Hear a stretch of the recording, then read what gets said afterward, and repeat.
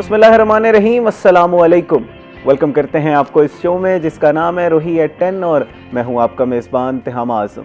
नाज़रीन, उम्मीद करते हैं कि आपके दिन का आगाज़ जो है वो अच्छा हुआ होगा। आज जुम्मे का दिन है। जुम्मे को सैयदुल अय्याम कहा जाता है, यानी कि दिनों का बादशाह। आज के दिन हज़ूर अकरम सल्लल्लाहु अलैहि वसल्लम पर कसरत से दुआएं दुरूद भेजिए। इसी के साथ साथ अल्लाह ताला से गिड़गिड़ा कर दुआ कीजिए। मुल्क कौम की तरक्की के लिए दुआ कीजिए, अपने लिए दुआ कीजिए और हमें भी अपनी दुआओं में याद रखिएगा। इसी के साथ इस वक्त जो दुनिया की सूरत हाल है, ख़ित्ते की सूरत हाल है, उसमें अमन के लिए दुआ कीजिएगा और ये दुआ कीजिएगा कि पाकिस्तान जो कोशिशें कर रहा है कि हम अमन की तरफ जाएँ, उसमें पाकिस्तान कामयाब हो जाए। नाज़रीन, मिज़ाइल कहीं गिरते हैं, उसकी तपिश हम लोग बर्दाश्त कर रहे होते हैं।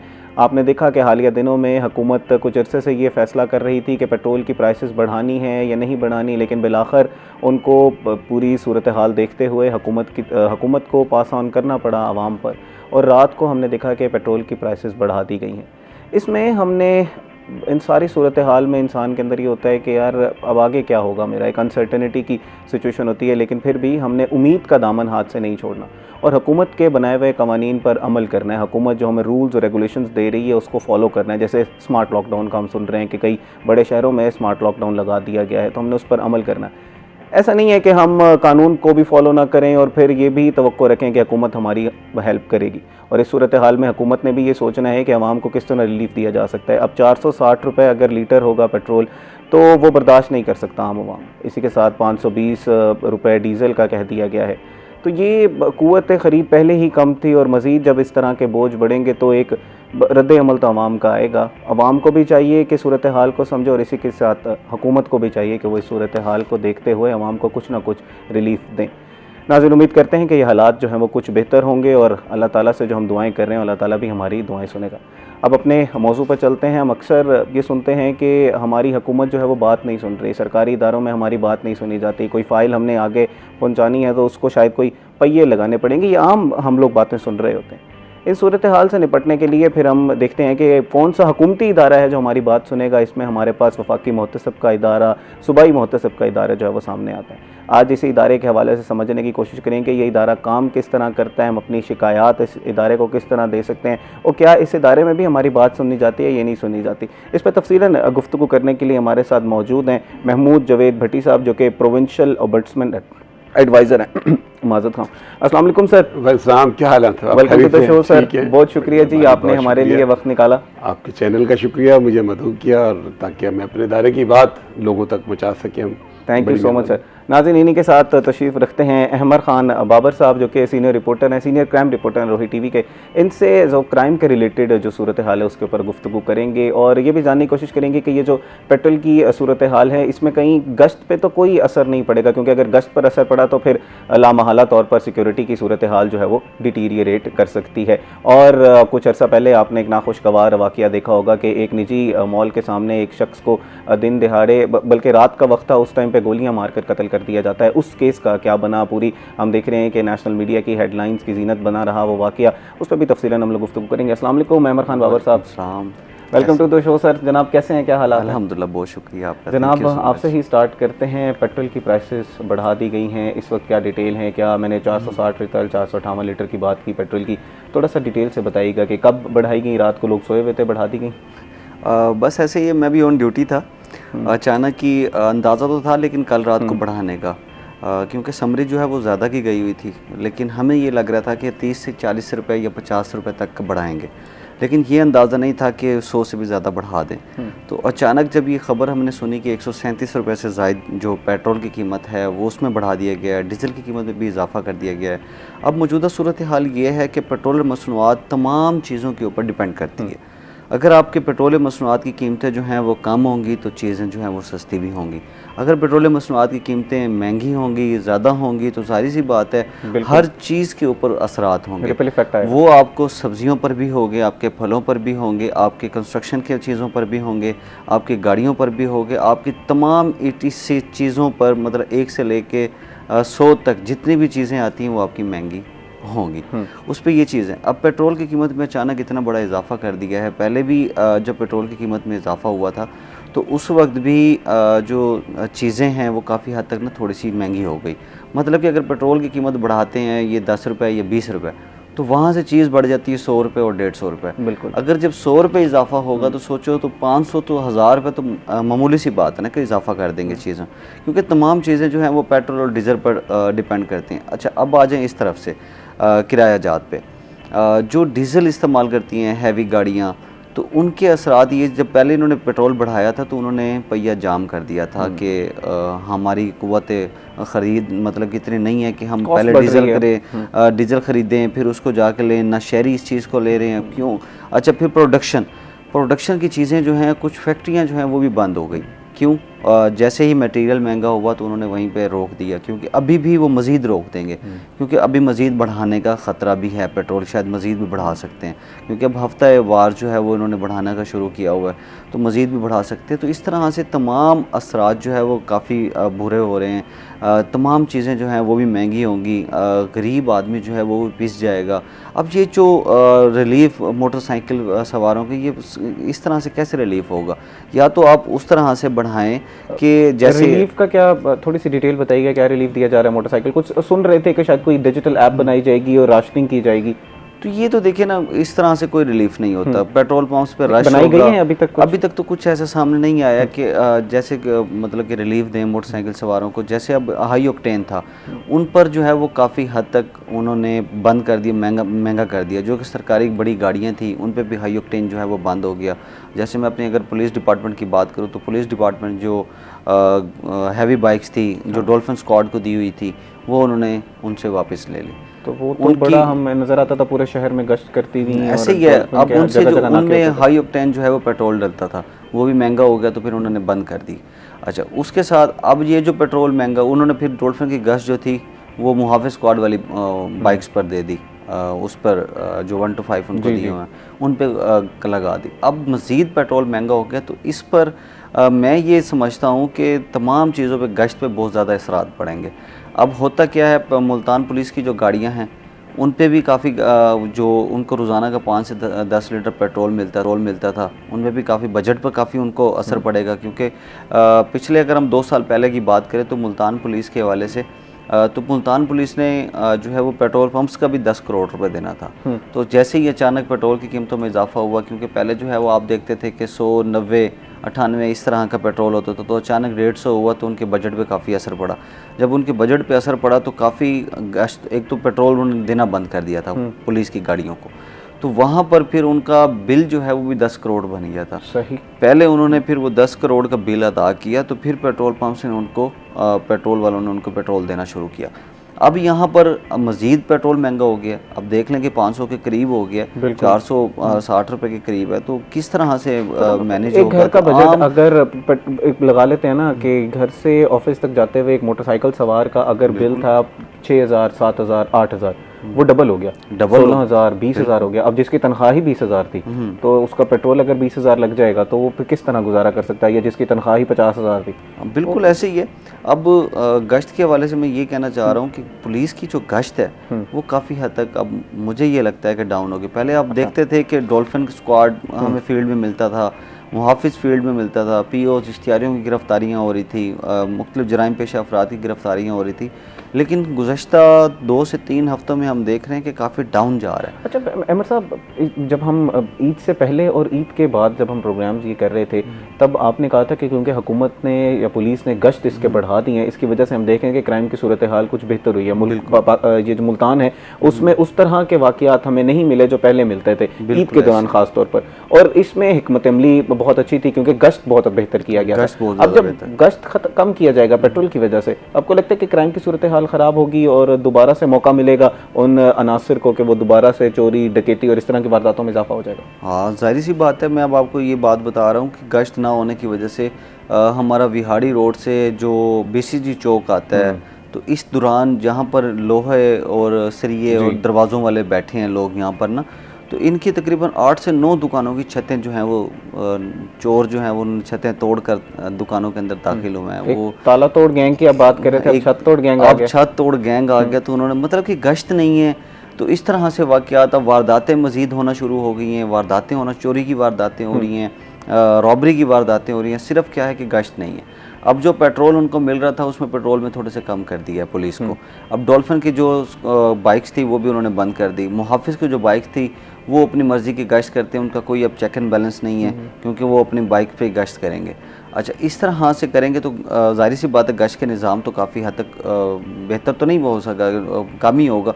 अब जो मुख्तलिफ मकामात पर नाके वगैरह लगाए जाते थे, स्नैप चेकिंग की जाती थी, अब वो चीज़ें नहीं हो रही। तो पहले तो जिन बड़ी गाड़ियों में हाई ऑक्टेन पेट्रोल डल रहा था उसको भी जो है वो बंद कर दिया। चलें, ये तो हमें समझ आती है ना कि इन सारी चीज़ों का हुकूमती इदारे जो हैं वो उनको पहले से पता था कि हो सकता है ऐसी सूरत हाल हो, तो इससे निपटने के लिए कोई हिकमत अमली अब बनाई जा रही है?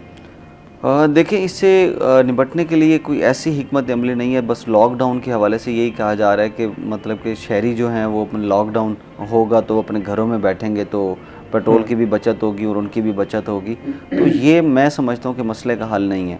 मसले का हल कोई और निकालना पड़ेगा। जो पेट्रोल की कीमतें हैं जो बढ़ाई गई हैं उसको जो है वो कम किया जाएगा, क्योंकि इतना ज़्यादा। अब मुझे एक बात बताए, एक मज़दूर 800 से 900 या 1000 रुपये कमा के जा रहा है, अगर वो पेट्रोल के ऊपर 1 लीटर पेट्रोल पे भी 500 रुपये लगा दे तो पीछे वो 500 रुपये क्या कर सकता है? तो कम से कम हमें उस तबके के बारे में सोचना चाहिए जो इस वक्त उनकी कमर सीधी नहीं हो रही। कम से कम हमें जो मज़दूर तबका है, जो 25 से 30-50 हज़ार रुपये तक के तनख्वाह वाले अफराद हैं, उनके हवाले से सोचना चाहिए कि वो किस तरह से इस मुल्क में सर्वाइव करेंगे, क्योंकि पेट्रोल की इतनी कीमतें जो हैं वो बढ़ गई हैं। तो अच्छा, सिर्फ पेट्रोल की कीमतें नहीं, तो मज़ीद जो चीज़ें बढ़ रही हैं तो उनके ऊपर इन्फ्लेशन कहते हैं या जिसको हम कहते हैं कि रिपल इफेक्ट आएगा। हर चीज़ उसकी कीमत उससे बढ़ेगी क्योंकि ट्रांसपोर्टेशन की कॉस्ट बढ़ जाएगी and eventually everything is linked with the petrol.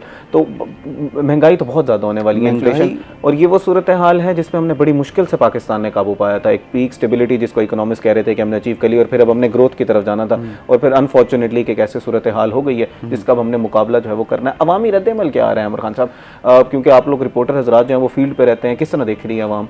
मुझे सुबह से अब तक ना, मैं आपको बता रहा हूँ, 8 बजे से 9 बजे तक मुझे तकरीबन कोई 6 कॉल्स आई हैं कि हमने प्रोटेस्ट करना है पेट्रोल के ऊपर, हमारा रिकॉर्ड करें।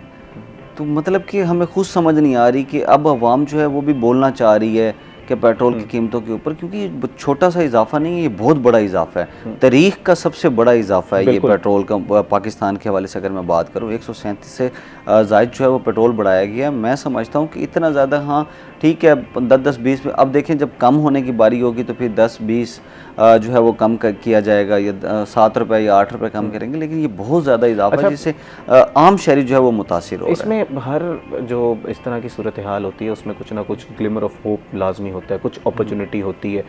इसमें ईवीज़ की ट्रांजिशन की जो हम बात कर रहे थे कि अब हमने ये जो पुराने फ्यूल्स को इस्तेमाल नहीं करना, हमने रिन्यूएबल सोर्सेज की तरफ जाना है, इलेक्ट्रिसिटी की तरफ जाना है, तो उसकी तरफ आप देख रहे हैं कि ट्रांजिशन अब बेहतर होगा, आवाम उसकी तरफ जाएगी?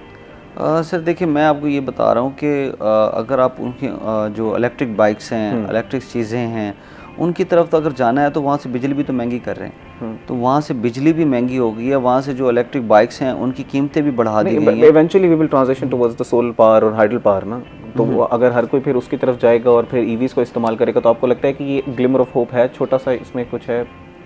मैं समझता हूँ कि शायद थोड़ा सा बेहतर हो जाए इस मामले को ना, लेकिन हमने इसको बेहतर बनाने के लिए ना हमें मुख्तलिफ जो है इक़दामात करने होंगे। देखिए ना, अब हर बंदे को ये नहीं पता कि मैंने इसके बाद क्या करना है, उसको तो बस यही पता है कि ना पेट्रोल पेट्रोल पेट्रोल। अब पेट्रोल की कीमतें जब बढ़ेंगी तो उन पे क्या असरात होंगे? हमारे साथ महमूद भट्टी साहब मौजूद हैं, मैं उनको भी शामिल गुफ्तगू करना चाहूँगा। जनाब, पहले इस पूरी सूरत हाल पर थोड़ा सा कमेंट कर दीजिएगा। ये जो बनाई गई, जो पेट्रोल की प्राइसेस बढ़ाई गई हैं और उसके बाद फिर अब आने वाली जो महंगाई है इसके साथ लिंक, उसके ऊपर थोड़ी सी कमेंट कर दीजिएगा। और सरकारी दफातर से वैसे लोग जो हैं वो कोई होप की उम्मीद रख रहे होते हैं कि यार शायद इधर से हमें कोई अच्छी आवाज़ जो है वो मिल जाएगी। देखिए, गुजारिश ये कि एक तो ये इंटरनेशनल जो हालात हैं आलमी सतह पर, ख़ास तौर पर हमारे ख़ित्ते में, एशिया में जो जंग जारी है और इसका भी नज़र नहीं आता कोई हल फ़िलहाल, उसका असर कुछ तो पड़ा, कुछ ज़्यादा और भी पड़ेगा, जो क़राइन बताते हैं। जैसे कि बाबर साहब बता रहे थे कि आज सुबह जो मेरा ड्राइवर आया तो वो बेचारा कहता जी 500 रुपये का पेट्रोल उन्होंने 1 लीटर डला है। अब जो नील कोट से परे से आता है वो तो एक दिन में 500 का पेट्रोल तो 40,000 तो उसकी तनख्वाह है, वो तो मेरे पास दफ्तर आने जाने में खर्च हो जाएगा। बिल्कुल तो गुजारा नहीं। ये मैं एक मिसाल दी कि जितने भी लोग हमारे पास, तो गुजारिश है कि ये जो फिर बात हो रही थी इलेक्ट्रिक बाइक की, इलेक्ट्रिक बाइक भी 3-3.5 लाख रुपये एक हो गया।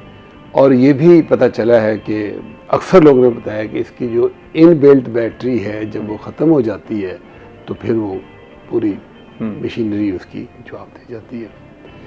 तो ये तो सरकार को ही कुछ सोचना पड़ेगा, सरकार को ही कुछ जो है वो सोचना पड़ेगा। सर अब आपके इदारे के हवाले से भी तफसील गुफ्तगू करते हैं, इसी मौजू पे मज़ीद भी गुफ्तगू करेंगे, लेकिन अभी वक्त हुआ एक ब्रेक का। नाज़रीन हमारे साथ रहिएगा। वेलकम बैक नाजरीन। ब्रेक पे जाने से पहले हम लोग पेट्रोल की सूरत हाल के ऊपर गुफ्तगू कर रहे थे। उम्मीद करते हैं कि आने वाले दिनों में ये सूरत हाल जो है वो बेहतर होगी। अनफॉर्चुनेटली ख़बरें इस तरह की नहीं हैं और हालात जब हम देखते हैं कि हालात जो है वो बेहतर होंगे, लेकिन फिर भी उम्मीद का दामन हमने हाथ से नहीं छोड़ना और इंशाल्लाह उम्मीद करते हैं कि हालात जो है वो बेहतर होंगे। थोड़ा सा अब प्रोविंशियल ओम्बड्समैन का इदारा यानी कि सूबाई मोहतसब का इदारा काम किस तरह करता है, इसको आप अप्रोच किस तरह कर सकते हैं और किस तरह के केसेस को ये इदारा जो है वो डील कर रहा होता है, उसको थोड़ा सा समझ लेते हैं। महमूद जवेद भट्टी साहब हमारे साथ मौजूद हैं। जनाब थोड़ा सा इस इदारे के बारे में बताइएगा, थोड़ा सा डिफ़ाइन कीजिएगा कि इदारा है क्या। देखिए, सारे जो सरकारी इदारे हैं, फेडरल हो प्रोविंशियल हो, वो अपना अपना काम कर रहे होते हैं। बिल्कुल। अब उनको कौन देखेगा कि वहाँ पे काम क्या लोगों के लिए जो कवानीन बनाए गए उनकी सहूलत की रिलीफ के लिए उन पे अमल दरामद हो रहा है या नहीं हो रहा, उसको देखने के लिए और उसकी बदइंतज़ामी को, नाअहली को, बैड गवर्नेंस को देखने के लिए, उसकी शिकायत करने के लिए तो कोई इदारा होना चाहिए ना। बिल्कुल। क्योंकि हर इदारा वो कहते हैं ना कि वो मजहदी पहना होती है, नीचे से लेकर वो एक दूसरे को सपोर्ट करते हैं, ये उनकी मजबूरी ऐसी है। तो फिर उनको भी तो कोई बुला के पूछे भी आप क्या कर रहे हैं। तो इसके लिए ये पुराना कंसेप्ट है, स्वीडन में 1964 में आया, फिर पाकिस्तान में फेडरल ओम्बड्समैन का इदारा बना 1983 में, और फिर पंजाब में और बाकी 3 सूबों में 1996 में ये इदारे हमारे वजूद में आए।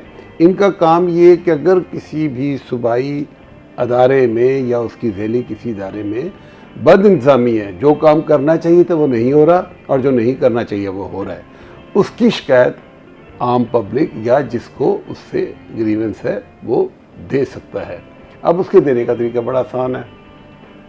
आप सिंपल एक लेटर लिख दें और वो उस पर लिख दें दफ्तर सूबाई मोहतसब मुल्तान, भले आप चौक मारा वाला ना लिखे में पहुंच जाएगा। आप लिखे दफ्तर सूबाई मोहतसब लाहौर, वो हमारे सूबाई मोहतसब हेड ऑफिस पहुंच जाएगा।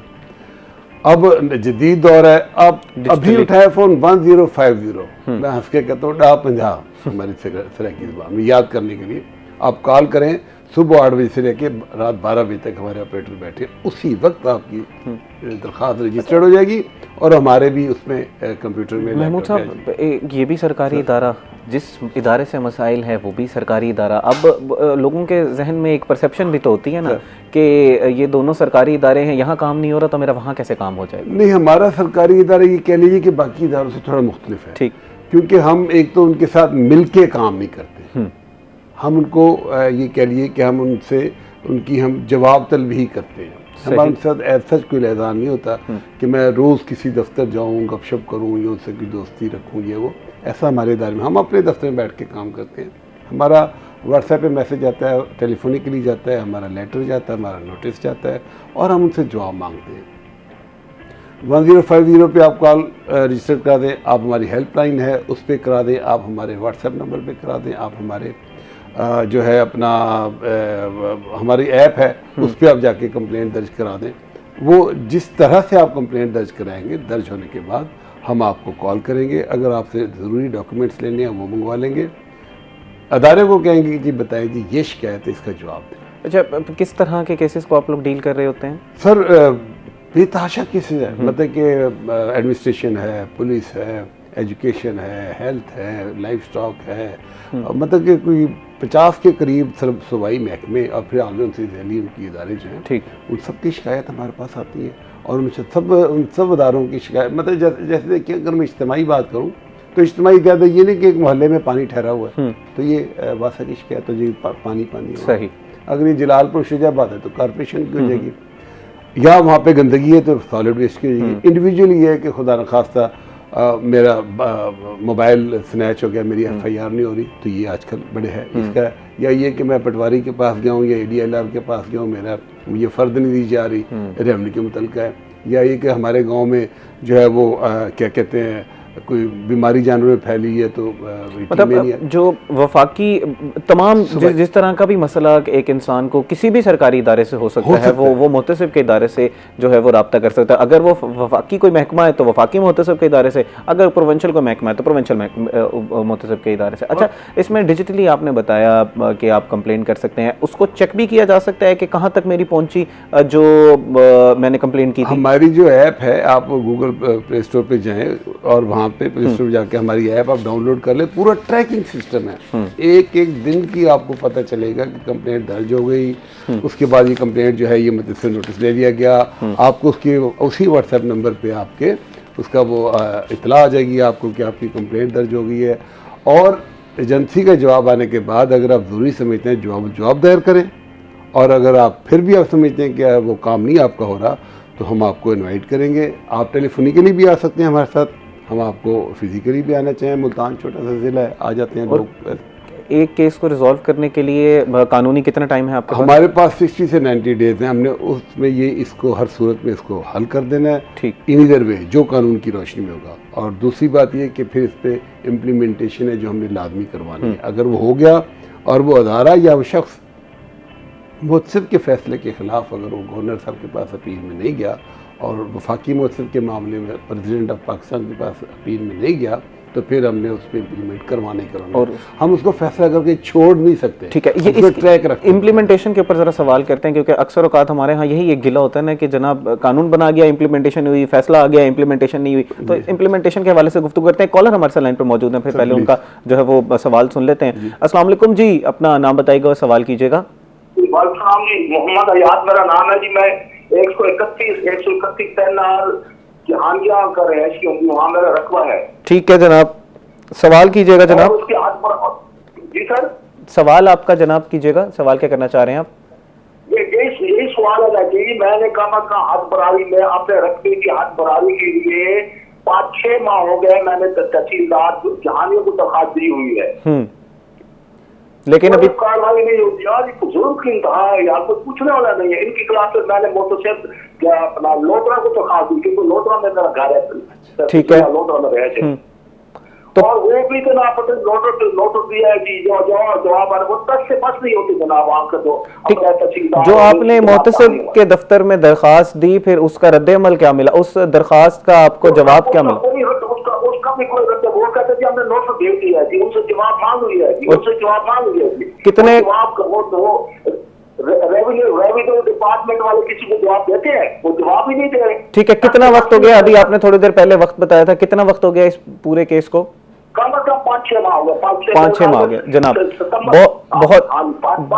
बहुत शुक्रिया जी, आपका जवाब जो है वो मैं जनाब साहब बड़ी मेहरबानी, आपने बड़ा अच्छा किया। ये बड़े बहुत से लोगों की ये मसाइल है कि हद बरारी नहीं हो रही। मैं एक थोड़ी सी आपसे बताना चाहूँगा कि मुहतसिब को दरखास्त दी कितना अर्सा हो गया आपको, कितने महीने हो गए? ढाई माह तो मैं मानता हूँ, 3 महीने तो हमने उसके ठीक है जनाब। मोहम्मद अयाद साहब बहुत शुक्रिया जी, मैं आपका जवाब जो है वो ले लेता हूँ। जनाब वो आप तो कह रहे थे 60 से 90 दिनों में हम बता रहे हैं कि उनके अंदाजे में 2.5 महीने हुए हैं।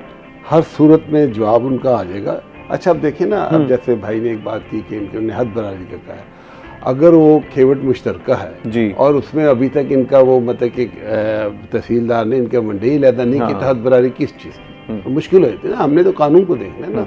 एन मुमकिन सही फरमा रहे हो कि सारा कुछ इन बराल से गुजर चुके हैं और उसके बाद उन्होंने हद बरारी का, फिर ये भी उन्होंने वहाँ पे मकान बने हुए हैं, वहाँ पे घर बने हुए हैं, फिर वो रेवेन्यू की जुरिसडिक्शन निकल जाता है, सिविल कोर्ट की तरफ चला जाता है। ठीक है, तो केस टू केस डिफर करता है। बहर मैंने इनकी बात नोट कर ली है और ये इंशाअल्लाह ताला मैं जो वहाँ के हमारे हैं अपना एडवाइज़र जो हैं, ये उन तक बात समझी थोड़ी देर तक पहुँच जाएगी कि ये इनका मसला हल क्यों नहीं हो रहा। अगर वो उसमें कोई पेचीदगी है, कानूनी कोई हिच है, तो इनको बता दिया जाए कि आप ये हल कर लें, उसके बाद हम आपको अच्छा महमूद साहब, ये जो बात की जाती है कि हमने दरख्वास्त दी हुई है, उसका जवाब नहीं मिल रहा, वफाकी मोहतसब या सूबाई मोहतसब के इदारों में जब हमने दरख्वास्त दी उसका जवाब नहीं मिल रहा। अच्छा, जवाब देना एक ये होता है कि यार yes we are working on it, this is also answer, yes we will resolve your issue, this is also an answer. So जवाब का मकसद क्या होता है? उस जब आप जवाब देते हैं उसका यही होता है कि आपका मसला हल कर दिया क्या? नहीं, देखिए वो फ़र्ज़ किया, अब एक तो बता रहे कि रेवेन्यू वाले उसको तहसीलदार साहब जवाब नहीं दे रहे, क्योंकि ये इन्होंने लोधरा में दरख्वास्त दी, मामला इनका जहानिया का है, खानेवाल का है। एक तो डिस्ट्रिक्ट बदल गया, खैर हम उससे वहीं पर पूरे पंजाब से हम ये करते हैं। यहाँ बैठ के मैटर के मामला भी हल करता हूँ, मियाँ वाली के भी करता हूँ, बावल नगर के भी करता हूँ। तो इनका ये है कि जो ही जवाब आएगा उससे ये पता चल जाएगा कि ये, इसमें कोई शक नहीं है कि महकमा रेवेन्यू इस मामले में ज़रा सुस्त है कि वो छान पटक करके रिकॉर्ड देख के फिर उन्हें जवाब देना। आजकल मेरे ख्याल है हुकूमत पंजाब का, सॉरी आपकी बात काट रहा हूँ, एक चल भी रहा है वंड का प्रोग्राम, वो जो है वंडा प्लस जी जी जी, वो अब बात ये है कि इनका मामला ही कहते हैं हद बरारी करके दीजिए, यानी कि कहते हैं कि मुझे ये बताया जाए कि मेरे रकबे की पैमाइश कर दीजिए और उसको उसकी बाउंड्रीज डिमार्केशन कर दीजिए। अब उसको ये कि अगर वो खाता ही मुश्तरक है, बहुत बड़ा खाता है, इनकी उसमें 10 कनाल 5 कनाल 2 मरले 8 कनाल जगह है, तो उसके लिए क्या है कि कोई लोग काबज हैं उसके ऊपर, या वहाँ पे मकान बने हुए हैं, वहाँ पे कोई शेड बने हुए हैं, वहाँ पे कोई इंडस्ट्री बनी हुई है, या वो सीधा अगर वो है तो क्या इनकी कोई खानगी वंड तो पहले नहीं हुई, या कहीं कोई केस तो नहीं चल रहा। तो केस टू केस हयात साहब का नाम भी याद है मुझे। जनाब उम्मीद करते हैं कि आपका जो केस है वो इंशाल्लाह जल्दी जो है वो रिजॉल्व हो जाएगा। जैसे जनाब बता रहे थे कि बड़ी टेक्निकलिटीज़ हैं और केस टू केस वेरी करता है, सब्जेक्टिव मैटर है ये कि जिसका जो केस उस के जो है वो उसको फिर हल निकाला जाएगा। अच्छा जनाब, चलें इसी मौजू पर मजीद भी जो है वो गुफ्तगू कर लेते हैं। अभी मुझे वक्त ब्रेक का कहा जा रहा है, पहले ब्रेक ले लेते हैं फिर इस पर तफसील जो है वो गुफ्तगू करते हैं। नाज़रीन अभी वक्त हुआ एक ब्रेक का, ब्रेक के बाद आपसे मिलते हैं, हमारा इंतज़ार कीजिएगा। वेलकम बैक नाज़रीन। ब्रेक पर जाने से पहले हम लोग बात कर रहे थे सूबाई मोहतसब के इदारे के हवाले से। मज़ीद भी उस इदारे को आज ज़रा समझने की कोशिश करेंगे कि वो इदारा काम किस तरह करता है। महमूद जवेद भट्टी साहब हमारे साथ ही मौजूद हैं, उनकी मौजूदगी का भरपूर हम जो है वो फ़ायदा उठाएंगे। लेकिन हम ज़रा क्राइम रिपोर्टर साहब की तरफ चले जाते हैं और उनसे अभी जो हालिया दिनों में एक अनफॉर्चुनेट वाक़या हुआ कि एक निजी मार्ट के सामने एक शख्स को कत्ल कर दिया गया, उसकी क्या डिटेल्स हैं, अभी तक की जो इन्वेस्टिगेशन है उसमें क्या चीज़ें जो हैं वो सामने आई हैं। जनाब बताइएगा अमर खान साहब, ये क्या वाक़या था, कब हुआ, कैसे हुआ और अभी तक जो इन्वेस्टिगेशन में जो हक़ाइक़ सामने आए हैं वो क्या क्या हैं? देखिए 31 तारीख की रात को एक अचानक ही 15 कॉल मसूल होती है। हमारे अपने सोर्स से भी पता लगता है कि गुलगश्त के इलाके निजी मॉल के पार जो है ऐसे एक शख्स ने जो है वो एक शख्स को गोली मार दी है। वो अपनी फैमिली के साथ था। तो मैं फ़ौरी तौर पर पुलिस से भी राब्ते में होता हूँ। तो मैंने उनसे पूछा, हालांकि मैं तो छुट्टियों पे था लेकिन फिर भी ऐसी चीज़ें तो करनी चाहिए, इन्वेस्टिगेशन में तो होनी चाहिए। तो मैंने फ़ौरी तौर पर पुलिस को कॉल की, मैंने उनसे पूछा कि मैंने कहा यार क्या मामला है। उन्होंने कहा यार अभी हमें 15 कॉल मसूल हुई है तो हम मौके पे जा रहे हैं। तो जब वो मौके पे गए हैं तो उन्होंने भी खुद देखा कि एक शख्स जो है CCTV जब निकाली तो उसमें CCTV में वाज़ेह तौर पर नज़र आ रहा है कि एक शख्स जो है वो अपनी फैमिली के हमरा शॉपिंग मॉल से बाहर आ रहा है शॉपिंग करके, तो आते ही पीछे से आता है, उसको फायर करता है और वहीं मौके पे मर जाता है। तो जैसे ही वहाँ से फिर मौके से फ़रार होता है तो पुलिस भी मौके पे पहुँचती है। तो मैं भी जाता हूँ, मैं भी जाके अपनी चीज़ें वगैरह देखता हूँ क्या मामला था। जब हम CCTV को भी क्लोज से देखते हैं तो एक CCTV, दूसरी CCTV, 3-4 CCTV हमने निकाली, बंदे की शिनाख्त की, पुलिस ने भी बंदों की शिनाख्त की कौन कौन था। तो फौरी तौर पर जो है लाश को निस्तर अस्पताल मुंतकिल किया, बतरिया रेस्क्यू। तो वहाँ पर उसका पोस्टमार्टम हुआ। तो इतने में वर्षा पीछे आए, वर्षा से पूछा कि क्या मामला है, कुछ इस तरह से। तो मामला सामने ये आया कि ज़ाती कोई इनकी पुरानी दुश्मनी थी। कुछ साल 2024 में ये जो मकतूल था इसने कोई किसी समीर ख़ान नामी शख्स को 2024 में कत्ल किया हुआ था। तो वो जो है उमर ख़ान की मुद्दत में वो भी थाना शाहरुख नाला में मुकदमा दर्ज है। तो सामने जब ये चीज़ें सामने आई तो पता लगा कि ज़ाती रंजिश थी, पुराने मामला चलते आ रहे थे एक दूसरे के। तो उसके बाद पुलिस ने फ़ौरी तौर पर मुकदमा दर्ज किया। मुकदमा दर्ज करने के बाद इनके वालिद मोहम्मद अकराम की मुद्दत में मुकदमा दर्ज, जिसमें 302 की दफ़ा शामिल की गई है। और साथ साथ जो है वो जो थाना गुलगश्त में FIR हुई है वो हुई है। एक जो है वो शख्स को नामज़द किया गया मोहम्मद इमरान को, और 2 जो है वो नामालूम अफराद हैं जिनको नामज़द किया गया। उसके साथ साथ जो है जो मकतूल है ताहिर, उसकी लाश जो है वो भी वर्सा के हवाले कर दी गई है और साथ में तमाम इन्वेस्टिगेशन जो है वो भी की जा रही हैं। पुलिस का ये कहना है कि जल्द मुलज़मान को जो है वो गिरफ़्तार भी कर लिया जाएगा। अभी तक गिरफ़्तार तो कोई भी नहीं हुआ। अच्छा, इसमें गिरफ्तार क्योंकि अभी तो इन्वेस्टिगेशन चल रही होगी, तो ये बताइएगा कि जो मकतूल था जिसका कत्ल हुआ वो उसका कोई रिकॉर्ड पहले से, जैसे एक तो आप ये बता रहे हैं ना कि केस उसका कत्ल का था, इसके अलावा उसका कोई रिकॉर्ड था कि नहीं? इसके अलावा और कोई रिकॉर्ड नहीं था। तो इसने भी साल 2024 में थाना शाहरुख आलम में जो है वो दौलत खान उर्फ समीर खान को बुलाकर जो है वो भी वहाँ पर कत्ल किया था। लेकिन इसके साथ जब मज़ीद इन्वेस्टिगेशन सामने आई तो यहाँ पर 3 अफराद जो हैं वो रैकी कर रहे थे, एक मॉल के अंदर, एक मॉल के बाहर, एक जो है वो जिसने आके पीछे से फायर मारा है, तो वो इस तरह की जो है वो रैकी कर रहे थे। अच्छा, ये आजकल के दौर में CCTVs के दौर में बड़ा आसान हो जाता है कि लोगों को जो है वो एक तो शनाख्त कर ली जाए, उसके बाद फिर गिरफ़्तार करना भी, ट्रेस करना भी आसान है क्योंकि स्मार्ट जो हमारा सिटी का प्रोजेक्ट था उसमें कैमरास पूरे शहर में लगे हुए हैं। तो सवाल ये है कि अभी तक फिर गिरफ़्तार क्यों नहीं किया गया और कहाँ तक पहुँची हैं? सर देखिए, टीमें जो हैं वो, जब मेरी बात हुई है, मेरी कल भी बात हुई है इनसे कि कब तक जो है वो गिरफ़्तार, क्योंकि छोटा सा वाक़या नहीं है, बहुत बड़ा वाक़या है। एक शहर के मेन रोड पे, मेन मॉल के बाहर जो है वो आप इस तरह से, मैं तो ये समझता हूँ कि जो मॉल है उसकी भी सिक्योरिटी के ऊपर बात करनी चाहिए। वहाँ पर सिक्योरिटी कहाँ थी जब वो असला लेके मॉल के अंदर घूम रहे थे, असला लेके बाहर आए हैं, तो उस वक्त ये को चेक मॉल के अंदर भी असला लेके, मॉल के अंदर जो रैकी कर रहे थे, हो सकता है उनके पास असला हो, तो वो क्यों नहीं चेक कर रहे थे? क्योंकि वो जो मॉल है उसकी जब हम लोग जाते हैं तो मज़ीद भी शहरियों के ऊपर बात हो सकती है ना इस पर, क्योंकि मॉल की सिक्योरिटी है, जो मॉल के बाहर सिक्योरिटी गार्ड्स होते हैं उनकी सिक्योरिटी के हवाले से कोई इक़दामात नहीं है मॉल के बाहर, क्योंकि शहर का मेन और मसरूफ़ तरीन रोड है। बिल्कुल। और रश भी जो है वो वहाँ पर ज़्यादा होता है। तो मैं समझता हूँ कि मॉल की सिक्योरिटी जो है वो भी बढ़ाई जाए और ताकि इस तरह के वाक़यात और चेकिंग जो है वो मज़ीद सख्त कर दी जाए, क्योंकि देखें ये कोई छोटा वाक़या नहीं है। मेन रोड, मेन शहर के अंदर इस तरह से आके दहशतगर्दी फैलाना, तो ये करना, तो वहाँ के लोग तो एक खौफ और रास में फैल गया होगा। तो इस तरह से पुलिस ने भी यही कहना है कि जल्द अज जल्द जो है मुलज़मान को गिरफ़्तार कर लेंगे जो मामले में मुलविस हैं, क्योंकि रैकी करने वाला भी मुलजिम होता है, मारने वाला भी मुलजिम होता है। बिल्कुल, वो अकम्प्लिस है ना, उसके साथ हेल्प कर रहा है। तमाम को जो है वो गिरफ्तार कर लेंगे। वो कहते हैं कि इंशाल्लाह 1 से 2 दिन के अंदर अंदर हमारी टीमें। अच्छा, यूजुअली ये बताइएगा कि जैसे अभी आप 1 से 2 दिन का बता रहे हैं कि आप क्योंकि कवर करते हैं बड़ा इस तरह के केसेस को, तो यूजुअली अपने तजुर्बे से बताइएगा कि कितने दिनों में पकड़ लिया जाता है, गिरफ्तार कर लिया जाता है और फिर मजिस्ट्रेट के सामने या पेश कर दिया जाता है? ये होता है कि देखिए, जब गिरफ्तार करते हैं तो फौरी तौर पर उसको पेश करने का 24 घंटे के अंदर अंदर उसको पाबंद करना होता है, पेश करना होता है। और साथ साथ गिरफ्तारी की अगर आपने बात किया तो वो तो किसी भी वक्त अगर मौके पे भी पकड़े जा सकते हैं। वहीं पे अगर लोग उसको मौके पे पकड़ लेते तो वो अरेस्ट हो जाता। तो इसका वो पता नहीं कहाँ फ़रार हो गया, उसके हवाले से टीमें जो है उन्होंने तश्कील दी हुई हैं, क्योंकि ये इसको जब तक गिरफ़्तार नहीं होता तो SHO भी मेरी कल बात हो रही थी, वो भी इसी मिशन पे है कि जब तक गिरफ़्तार नहीं होता तो हम तो थाने नहीं बैठ सकते ना।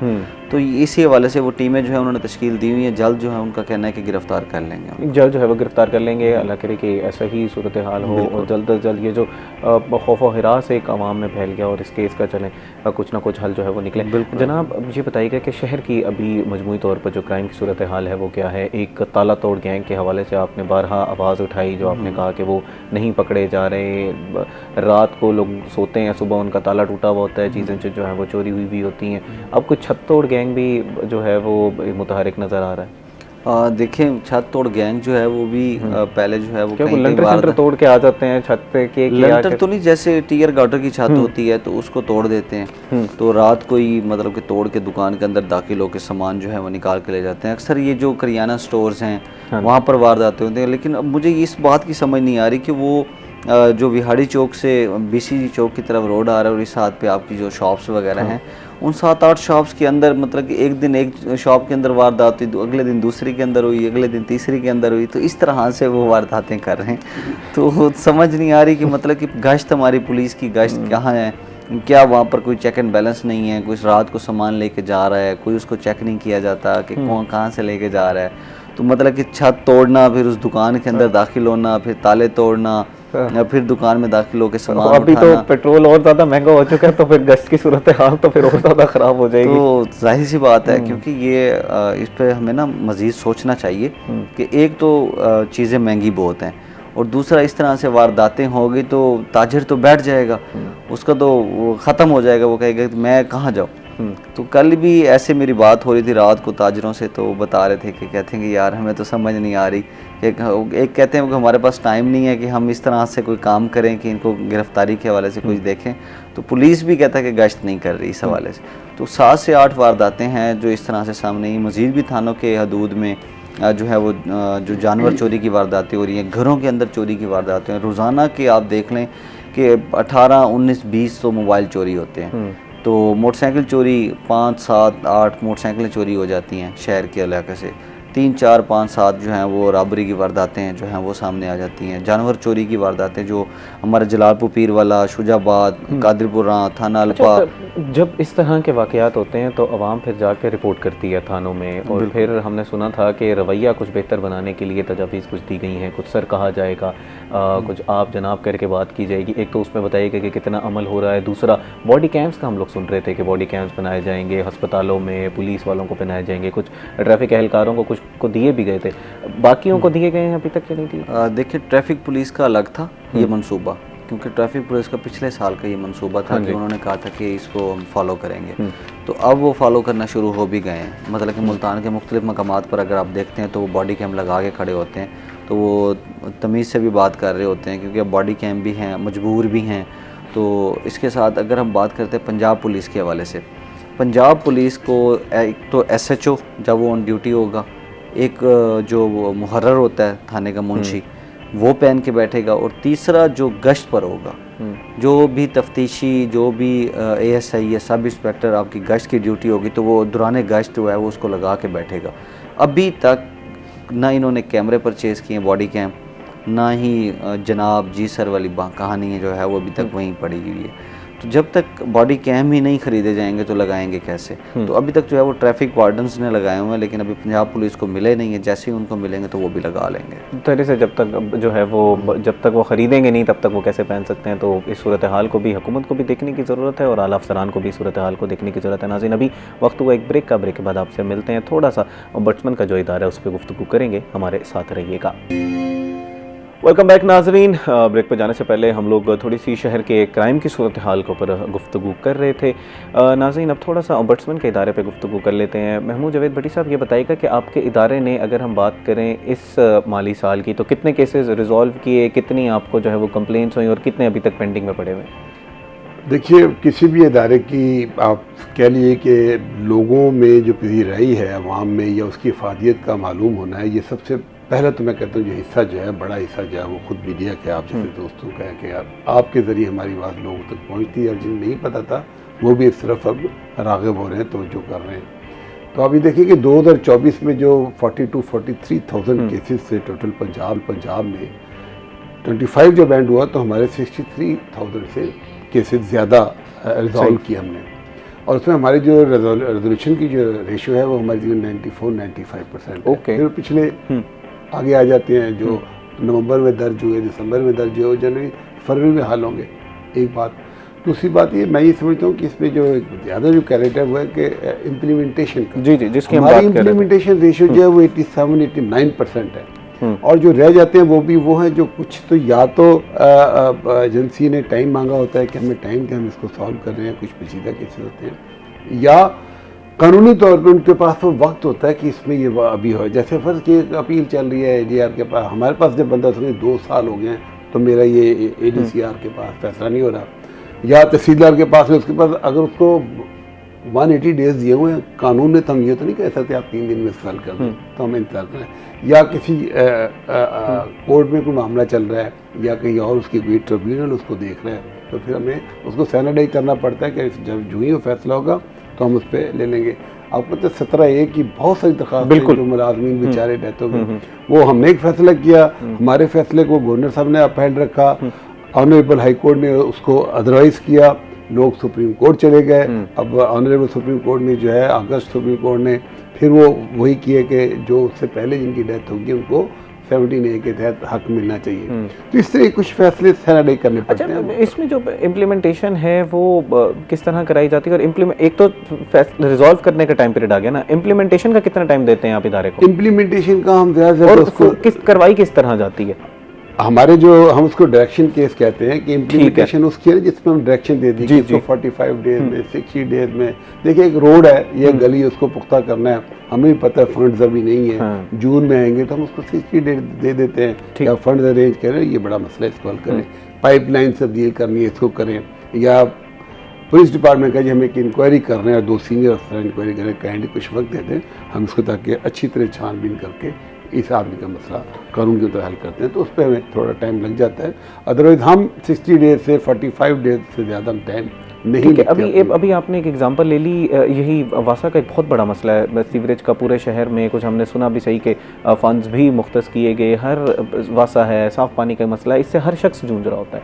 मुझे ये बताइएगा कि एक शख्स, स्टेप बाय स्टेप देख लेते हैं ना, एक शख्स के घर के सामने उसका गटर जो है वो उबल रहा है, उसने एक दरख्वास्त आपको लिखी, अब आगे क्या होगा उसकी दरख्वास्त के साथ? उसकी दरख्वास्त पे हम एक तो उन्हें फ़ोन करेंगे वासा वालों को, या बल्दिया शुजाबाद है, जलालपुर है जहाँ पे वासा नहीं है, बल्दिया वालों का जी ये शिकायत आई है, इसको आप हल कर दें। अच्छा, हम देखें ना, शिकायत 2 किस्म की होती है। एक तो ये कि वक्ती तौर पर कोई चीज़ फंस गई है, उसकी गली में पानी फैल गया है, तो वो जाती है आजकल बड़ी मशीन, शक्कर मशीन है, और दूसरी मशीन है, उसको खींच खूंच के साफ़ कर देती है।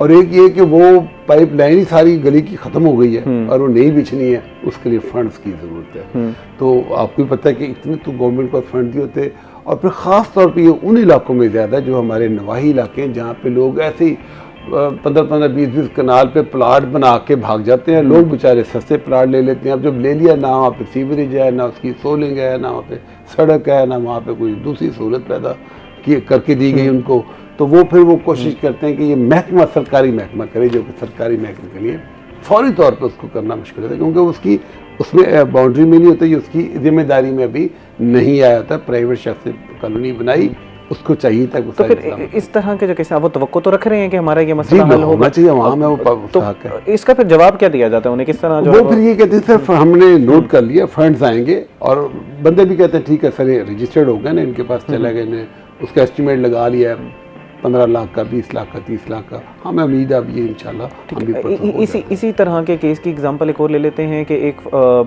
मैंने एक प्रोग्राम किया था जिसमें फ्लाईओवर के इर्द गिर्द कुछ शॉप्स का मसला था, जिनके सीवरेज का पानी को कई अरसे से पानी खड़ा हुआ था।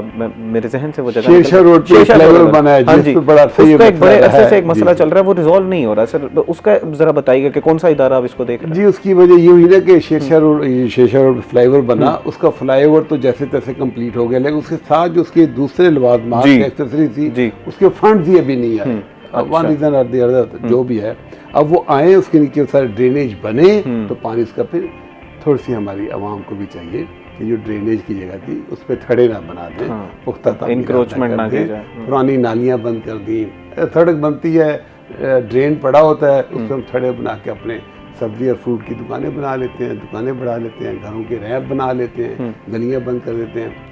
तो ये अवाम और हुकूमत मिलकर ही किसी भी सोसाइटी को सुधार सकते हैं, ना अकेली हुकूमत कर सकती है, ना अकेली अवाम कर सकती है। जिस तरह हम हमेशा नाज़रीन अपने प्रोग्राम में ये बता रहे होते हैं कि कुछ जिम्मेदारियां हमारी भी हैं, अगर हम उन जिम्मेदारियों को पूरा नहीं करेंगे तो फिर हम तवक्को भी नहीं रख सकते कि यार हमारे साथ हमें जो रिलीफ दिया जाएगा। पहले हम टैक्स दें, पहले हमें जो रूल्स को फॉलो करने का कहा जा रहा है, यानी कि इंक्रोचमेंट का कहा जा रहा है, उसको ना करें, उसके दीगर ये सारी चीज़ें कंप्लीट करने के बाद फिर हम हुकूमत के पास जाएँ कि हमने ये काम सारा कर लिया है, अब आपका जो काम है अब आप, और फिर मोतसब के इदारे जो हैं वो आपके लिए ही बैठे हुए हैं, आपकी बात सुनने के लिए बैठे हुए हैं, वो आपका मसाइल हल करने की कोशिश करेंगे। जनाब, मैं आपसे ये बात कर रहा था कि कितने केसेस हमने रिजॉल्व कर लिए। आपने बताया कि हमारा 90 to 95% जो है वो रेशो है, इम्प्लीमेंटेशन भी हो रही है। ख़वातीन के बारे में ज़रा बताइएगा कि हमारे माशरे में ख़वातीन को ज़रा मुश्किल होती है, सरकारी इदारों में अगर कोई मुश्किल आ गई है तो उनको प्रेफरेंस बेस पे हल किया जाता है या नहीं किया जाता है? अगर आप मेरे ऑफिस तशरील है तो आप देखेंगे कि ख़वातीन के बैठने की जगह अलग है, उनका पानी, उनकी वाशरूम, हर चीज़ अलग है, बड़ा कम्फर्टेबल है और उनको ज़्यादा इज्जत देते हैं। इत्तेफाक से हमारे ही दफ्तर में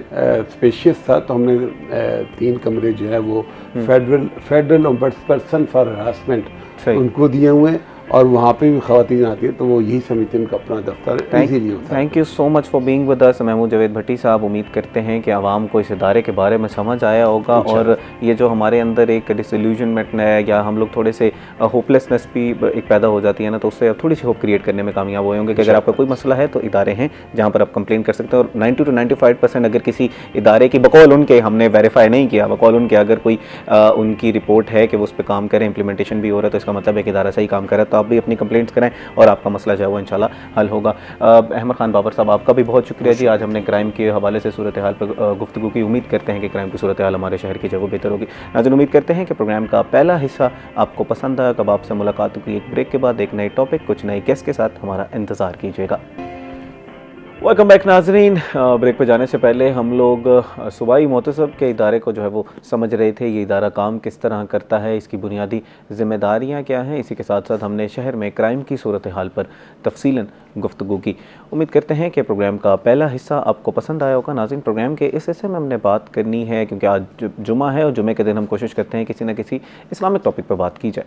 आज हम ज़रा सूद को समझने की कोशिश करेंगे। सूद क्या है, क्यों हराम है, सूद की बुनियादी डेफिनेशन क्या है, इस्लाम इसको किस तरह डिफ़ाइन करता है। दैन हम लोग इस्लामिक बैंकिंग को भी समझने की कोशिश करेंगे, जो कि इसका मुतबादिल है। हम जो आजकल हमारा जो बैंकिंग सिस्टम है उसका मुतबादिल है इस्लामिक बैंकिंग, उसको भी हम समझने की कोशिश करेंगे। इसी टेक्निकल और जो नहायती अहम मौजू है, इस पर गुफ्तगू करने के लिए हमारे साथ मौजूद हैं डॉक्टर हाफिज़ मोहम्मद उस्मान साहब, जो कि बड़े मारूफ इस्लामिक स्कॉलर हैं और आप लोग इनको बहुत ज़्यादा जो है वो पसंद करते हैं। अस्सलाम वालेकुम सर। वालेकुम सलाम। Welcome to the show sir. बहुत शुक्रिया इस अहम मौजू पे गुफ्तगू करने के लिए, आपने हमारे लिए वक्त निकाला।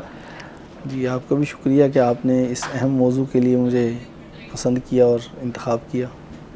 जनाब, अब ये बताइएगा कि सूद हम कहते हैं किसको हैं, जब हम कह रहे होते हैं कि सूद, अच्छा उसमें और मुनाफे में क्या फ़र्क है, ये भी ज़रा बताते जाइएगा। जी, सूद और मुनाफा देखने में तो एक जैसा लगते हैं, क्योंकि वो तो ज़ाहिर बात है कि कुरान ने भी इस चीज़ को वाज़ेह किया कि देखने में कहने वाले कहते हैं कि एक जैसा है, लेकिन दोनों में फ़र्क है। सूद जो है वो इस्तेहसाल का नाम है और मुनाफा जो है वो इंसान की कारोबार की उसकी नौइयत है और इंसान के लिए जायज़ चीज़ है। और सूद जो है वो मैंने जैसे कहा कि इस्तेहसाल करता है, और इस्तेहसाल जो है वो अल्लाह ताला ने मना फरमाया है और आप सल्लल्लाहु अलैहि वसल्लम ने कभी अपनी लाइफ में कभी किसी का इस्तेहसाल नहीं फरमाया, तो इस वजह से सूद को हराम करार दिया गया है। अच्छा, सूद को हराम तो करार, मैं ज़रा समझना चाह रहा हूँ कि सूद होता क्या है, एक लेमैन टर्म के अल्फाज में ज़रा समझाइएगा कि सूद हम कहते किसको हैं।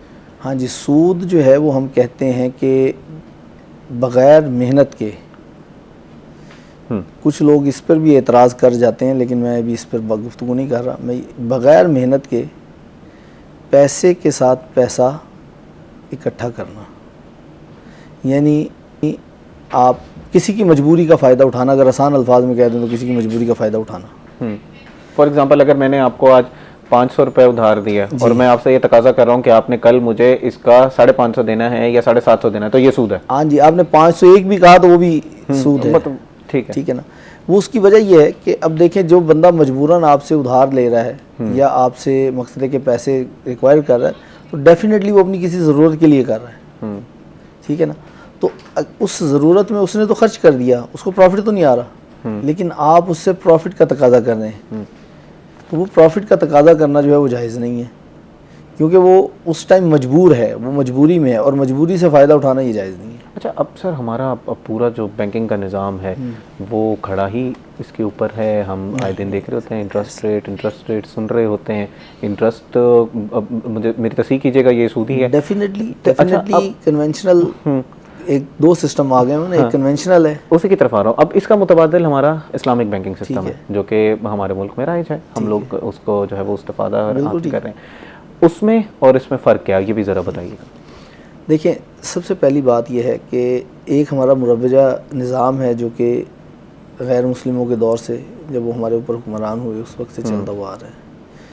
और जो हमारा इस्लामिक इकनॉमिक सिस्टम है वो अल्लाह के रसूल सल्लल्लाहु अलैहि वसल्लम ने हमें दिया और ये उस वक्त से चलता हुआ आ रहा है। लेकिन ज़ाहिरी बात है, जो हुक्मरान होता है वो हमेशा कोशिश करता है कि मेरा निज़ाम चलाया जाए, और वो अट्रैक्टिव था लेकिन जायज़ नहीं था। वो अट्रैक्टिव है ना, कि आप अट्रैक्ट कर रहे हैं कि आपको प्रॉफिट ही प्रॉफिट आ रहा है, आपको माल ही माल इकट्ठा हो रहा है, तो आपको वो अट्रैक्शन की वजह से आपने वो अडॉप्ट कर लिया, अदरवाइज़ वो जायज़ नहीं है। और सूद और जो है हमारा मकसद है कि जो मुनाफा है, इसमें जो अमूमी फ़र्क है वो ये है कि सूद, आप एक चीज़ आज आपने किसी को फ़रोख्त की, आप आज के प्राइजेज़ उसके हैं 10 रुपये, तो आपने कहा जी आप मेरे से अगर ये लेंगे तो मैं आपको इसको 10% पे दूंगा। कितने पे? 10% पे दूंगा। तो ये मकसद है कि 10% आप कहते हैं जी जो भी उस वक्त का रेट होगा उस पर 10% लूंगा। बिल्कुल ठीक है, ऐसे ही होता है। तो ये जायज़ नहीं है। सही। लेकिन आप उसे कहते हैं आज इसका ये रेट है, मैं आपको इतने में दे रहा हूँ, ये आज का रेट आपके लिए है, यानी 10 रुपये की चीज़ है मैं आपको 12 रुपये में दे रहा हूँ। ठीक है, और आप मुझे इतने अरसे में 12 रुपये के हिसाब से इसकी कीमत वापस करेंगे। ठीक है, it is okay, it is okay, okay ठीक है। लेकिन आज आप किसी को 1000 रुपये दे रहे हैं और आप कल कहें कि आपने मुझे ये वादा किया है कि आप 1 हफ्ते बाद मुझे वापस करेंगे, तो आप मुझे 1100 रुपये देंगे। तो ये सूद है। ये सूद है। ठीक है। लेकिन अगर आप उसे कहें कि भाई आपने सामान ख़रीदना है, मैं आपको ये सामान लेकर दे रहा हूँ, कल को आप ये सामान मुझे लेके वापस कर दें, या आप उस दिन की जो कीमत होगी इतना ही वज़न सामान का मुझे वापस कर दें। अच्छा, यानी कि फॉर एग्जांपल मैंने आपको एक आपने गाड़ी लेनी थी, उसके लिए आप मेरे से पैसे मांग रहे थे, तो मैंने कहा मैं आपको गाड़ी ही ले देता हूँ, लेकिन उस दिन की कीमत के हिसाब से आप मुझे पैसे। वो उस तरह नहीं होगा। गाड़ी लेंगे तो आप आज तय करेंगे कि मैं आपसे इतना प्रॉफिट लूँगा, परसेंटेज नहीं तय करेंगे, फिक्स अमाउंट तय करेंगे। अच्छा। लेकिन अगर आप शराकतदारी करते हैं, किसी के साथ कारोबार करते हैं, तो उसमें आप उसके साथ परसेंटेज तय करेंगे, ना कि फिक्स अमाउंट तय करेंगे। सही। तो बट टेक्निकल है, जिसको जो है समझने ये की एक टेक्निकल चीज़ है कि अगर आप ख़रीदो फरोख्त कर रहे हैं तो आप फिक्स अमाउंट तय करेंगे। ख़रीदो फरोख्त में क्या करेंगे? फिक्स अमाउंट तय करेंगे, परसेंटेज तय नहीं करेंगे, क्योंकि परसेंटेज वेरी करती है। वेरी करने में नुकसान होने का अंदेशा है। जैसे मकसद है कि जुआ, सट्टा, उस तरह। लेकिन आप अगर फिक्स अमाउंट कर लेते हैं तो सब आपको पता है कि मैंने इतने ही इसकी कीमत अदा करनी है। ठीक है, ठीक है ना भाई, आपकी म्यूचुअल अंडरस्टैंडिंग है ना कि आपने कहा यार आज इतने का है, आपने उधार पे लेना, इतने का ले लें। ठीक है, तो आपने कहा ठीक है, मुझे बारे, अब तय हो गया। आप उस चीज़ को बेचें, उससे मुनाफा कमाएं, उसको रखें, जो मर्जी करें, वो आपके मुनाफे के लिए है, उसमें आप मुनाफा कमा सकते हैं। वो अल्लाह की तरफ से आपको नुकसान भी हो सकता है, वो अल्लाह की तरफ से। लेकिन जब आप कहें कि यार मैं आपके साथ शराकतदारी कर रहा हूँ, मैंने आपसे इतने पैसे हर महीने लेने, मैं लाख रुपए आपको दे रहा हूँ, मैं आपसे 10,000 रुपये महीना असूल लूँगा। अब उसे महीने बाद बचता 5,000 है, आप उसे 10,000 का तकादा करेंगे, उसको 5,000 का नुकसान हो गया। उसको अपना भी नुकसान हुआ और उसको उस 5,000 का भी नुकसान हुआ जो उसने आपको एक्स्ट्रा दिया। देना। बिल्कुल ठीक है, उसको अपना भी कुछ ना बचा और हाथ से 5,000 उसने आपको एक्स्ट्रा दिया। ठीक हो गया। तो ये है सूद, ये जायज़ नहीं है। अलबत्ता अगर आप कहते हैं यार मैंने आपको लाख रुपए दिया, अब आप मुझे इसका 10% देंगे each month, okay, every month. अब वो कहता है जी ठीक है। उसमें क्या होगा, अब लाख रुपए के पीछे बचे 10,000 बिल्कुल महीने बाद, उसका जो 10% है वो कितना बनेगा? 10,000 का 10% 1,00,000 रुपये। 1,000 रुपये बन गया जी। 1,000 उसको 1,000 देने के बजाय, ठीक है। या आप उसे कहें कि भाई हम 50-50 करेंगे, जो भी प्रॉफिट होगा उसमें से खर्चे निकाल के 50-50 करेंगे। 50-50 में 5,000 आपको बच गया, 5,000 उसको बच गया, सूद नहीं हुआ। यानी कि you are part of the business now, आप उसके मुनाफे के भी हिस्सेदार हैं और अगर उसको लॉस है तो उसके भी हिस्सेदार हैं। तो ये अब जायज़ है, ये जायज़। अच्छा, इसमें फिर जो आम लोगों के मसाइल होते हैं फिर उसको भी डिस्कस करते जाते हैं कि कुछ लोग बैंक में पैसा रखवा देते हैं, उसका एक फिक्स अमाउंट लेते रहते हैं। उसको एक एग्जांपल ये दी जाती है कि आप क्योंकि निज़ाम ही आपने उलट कर दिया ना, पहले तो आपका इस्तेसाल किया जा रहा था, अब आप एक अमीर बंदे का इस्तेसाल कर रहे हैं, या इस्तेसाल का लफ्ज़ इस्तेमाल नहीं करते, आप अमीर बंदे से ले रहे हैं, तो वो तो आपको दे सकता है। तो एक कुछ लोग जो हैं वो उलमाए कराम जो है उसको कह देते हैं कि ठीक है जी आप करा लें। हमारे किसी आलिम दीन ने आज तक इसको नहीं कहा कि ठीक है। ये होता ही है कि कन्वेंशनल में आप जब पैसे रखते हैं तो वो आपको कहते हैं जी हम आपको इतने पैसे देंगे महीने बाद। ठीक है, कन्वेंशनल बैंक का उसूल है कि वो आपसे परसेंटेज तय नहीं करता, वो आपको कहता है हम इतने पैसे देंगे जी मंथ के। वो जाहिर बात है फिक्स हो गया, वो किसी का भी, उसमें गरीब के भी हैं, अमीर के भी हैं, हर किसी के हैं। लेकिन उसमें दूसरी सूरत एक और आ जाती है कन्वेंशनल बैंक में एक जो सबसे बुरी बात है वो ये है कि वहाँ पर चेक एंड बैलेंस नहीं है शरिया इस्लामिया का। अच्छा। वहाँ पर आप ऐसे किसी भी कारोबार में पैसे लगा सकते हैं कि जो हमारे यहाँ शरई तौर पर जायज़ ना हो, जैसे जुआ है, शराब है, ठीक है, इस तरह की और बहुत सारी चीज़ें हैं जिनमें आप मकसद स्टॉक मार्केट है, उसमें कई चीज़ें ऐसी हैं, स्टॉक मार्केट को हम 100% गलत भी नहीं कहते, लेकिन उसमें कई चीज़ें ऐसी हैं कि जिनमें एग्जिस्ट ही नहीं करती हैं, कमोडिटीज़ एग्जिस्ट नहीं करती, क्योंकि आप खुद भी बिजनेस के स्टूडेंट हैं तो आपको इन चीज़ों का अंदाज़ा है। तो कमोडिटीज़ एग्जिस्ट ना करने की सूरत में वहाँ पर पैसा लगाना जायज़ नहीं है। जो चीज़ एग्जिस्ट नहीं करती आप उसके पैसे कैसे लगाएंगे? सिर्फ इस वजह से आप कहते हैं कि कन्वेंशनल बैंकिंग जो है वो गलत है? नहीं, और भी बहुत सारी कबातें हैं ना। हाँ। देखिए, एक तो ये हो गई, ठीक है, एक चेक एंड बैलेंस ही नहीं है, उसमें बैंक जो है वो लॉस का, आपके प्रॉफिट एंड लॉस का हिस्सेदार नहीं है। हाँ। वो जस्ट प्रॉफिट का हिस्सेदार है, प्रॉफिट का हिस्सेदार, बिल्कुल, लॉस का नहीं है, ठीक है। लेकिन इस्लामिक बैंकिंग जो आजकल आई है, मैं बेसिकली अपने उलमा किराम के साथ और बड़े स्कॉलर्स के साथ, बड़ी माजरत के साथ, मैंने वैसे इसको अपने थीसिस में और अपनी जो भी मेरी रिसर्च है उसमें मैंने मेंशन भी किया कई दफ़ा कि जो इस्लामिक बैंकिंग है, इसको मैं इस्लामिक बैंकिंग नहीं कहता, मैं इसको कहता हूँ रिबा फ्री बैंकिंग। ओके, चलें इसी को फिर डिफाइन कीजिएगा कि ये रिबा फ्री बैंकिंग क्या है, इसके ऊपर जो है वो गुफ्तगू करते हैं। आपने एक टेक्निकल टर्म जो है वो इस्तेमाल कर लिया, बट ये आपका अपना एक मेरा अपना ओपिनियन है। बड़ा एक कॉलर हमारे लाइन पर मौजूद है, उनका फिर जो है वो पहले सवाल ले लेते हैं। अस्सलाम वालेकुम जी, अपना नाम बताइएगा और सवाल कीजिएगा।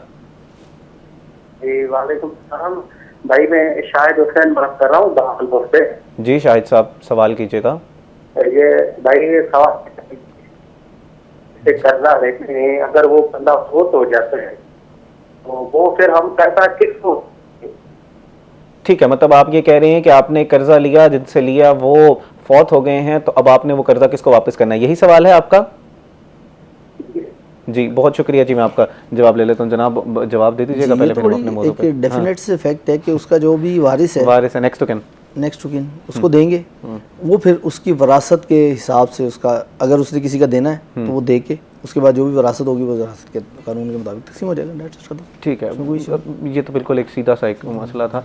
अच्छा, रिबा फ्री बैंकिंग आप कह रहे थे कि आप कह रहे हैं कि आजकल की हमारी जो, जिसको हम मुतबादिल बैंकिंग कह रहे हैं, कन्वेंशनल बैंकिंग से Islamic banking, that is not Islamic banking, that is Riba free banking. Riba free banking, okay. अच्छा, अब ये देखें, हम कारोबार करते हैं सारा दिन, हम कारोबार, कई चीज़ें ऐसी हैं जो कि मसलहतन हम, यानी कि इस्लाम ने उनसे अगर मना नहीं किया ना तो इस्लाम ने उनकी इजाज़त भी नहीं दी, ठीक है, तो उसमें हमारे लिए खुद इजाज़त है कि हम जो तरीका चाहें वो इख्तियार कर सकते हैं। तो हमारा कारोबार जो है वो भी एक सूद से पाक कारोबार है, ठीक है। इसमें बहुत सारी हम कबाहतें कर भी जाते हैं, लेकिन उससे ये तो नहीं है कि हराम हो जाता है। ये चीज़ होती है ज़रूर कि उसमें आपके लिए अल्लाह ताला की तरफ से एक गुनाह और एक मुआफ़ी का मामला जो है वो आ जाता है। अदरवाइज़ आप कारोबार कर रहे हैं, आप एक हलाल काम कर रहे हैं, ठीक है। लेकिन अब देखें कि हमारा जो बैंक है इसमें बहुत सारी चीज़ें ऐसी हैं जो कि कन्वेंशनल की तरह की हैं, सही, लेकिन वो मजबूरी है कि उनसे हट नहीं सकते हम, ठीक है। उसको जान कर उसमें तब्दीलियाँ अकॉर्डिंग टू शरिया इस्लामिया कर सकते हैं, वो हमने की हैं, ठीक है। तो उसमें हम ये कहते हैं कि वो रिबा फ्री है, कि उसमें हम सूद का उनसर नहीं आने देते, ठीक है। बाकी चीज़ें हो सकती हैं, लेकिन वो ये नहीं हम कहेंगे कि उससे हमारा माल ही हराम हो जाता है। अच्छा, ठीक है, ठीक है। अच्छा, इसमें जो कुछ टेक्निकल टर्म्स हैं उनके बारे में बता दीजिएगा। मुराबा, मुजारबा, मुशारका, ये क्या टर्म्स हैं? आम हम लोग देख रहे होते हैं, पढ़ भी रहे होते हैं, जो कि मुझे भी नहीं समझ आ रही होती हैं, क्लेम एंड पंसन को भी नहीं समझ आ रही होती, ये है क्या? देखें, इसमें बड़ा आसान सा, मुशारका जो है वो शिरक से, शिरक का मतलब शराकतदारी, सही, मुशारका शराकतदारी है, और मुराबा, मुजारबा ये वो हैं कि एक में जो है आप किसी के साथ तय करते हैं, तो आप उसके साथ प्रॉफिट एंड लॉस, कोई आप किसी का काम करते हैं ना, तो उसमें आप उसका प्रॉफिट लॉस तय कर लेते हैं कि जी इसमें जो भी कुछ होगा, मैं आपको सर्विसेज दे रहा हूँ, मैं सर्विसेज के अगेंस्ट आपसे प्रॉफिट में हिस्सा लूँगा, मैं आपसे तनख्वाह नहीं लूँगा, मैं प्रॉफिट में हिस्सा लूँगा, ठीक है। अच्छा, और एक में होता है कि एक को पता है कि मैंने इतने की चीज़ ली, वो बता देते मेरी इतने की परचेज है, मैं आपको इतने प्रॉफिट पे दूंगा, ठीक है। ठीक है, मुराबा और मुदारबा में ये दोनों चीज़ें, मुदारबा में जो है वो सर्विसेज दे रहे हैं तो उस पर तनख्वाह ले रहे हैं, मुराबा में आप प्रॉफिट बता के ले रहे हैं। ठीक है, ओके। अच्छा जनाब, आपने ये टेक्निकल टर्म्स भी डिफाइन कर दी, सूद को भी हमने देख लिया, इस्लामिक बैंक को भी हमने समझ लिया। अब ज़रा जो लोग जो कारोबार कर रहे थे उसको समझ लेते हैं। जैसे सबसे बड़ा एक जो हमारे यहाँ किस्तों का कारोबार है, उसके बारे में ज़रा बताइएगा, उसकी क्या हैसियत है और क्या वो ठीक है? जी, अभी मैंने आपसे जी जिक्र किया पहले भी कि जी, आप जब जो कोई example दी चीज़ थी परचेज करेंगे हाँ। तो वो किस तरह करेंगे। तो अगर कॉरपोरेशन वाले, हम इनको ये ज़्यादातर अपने उसके ऊपर लिखते हैं कॉरपोरेशन, ठीक है, फ़लाँ कॉरपोरेशन, फ़लाँ कॉरपोरेशन, तो ये जो भी किस्तों पर काम करते हैं ना, उन लोगों का काम हम ये नहीं कहेंगे कि वो 100% नाजायज़ है।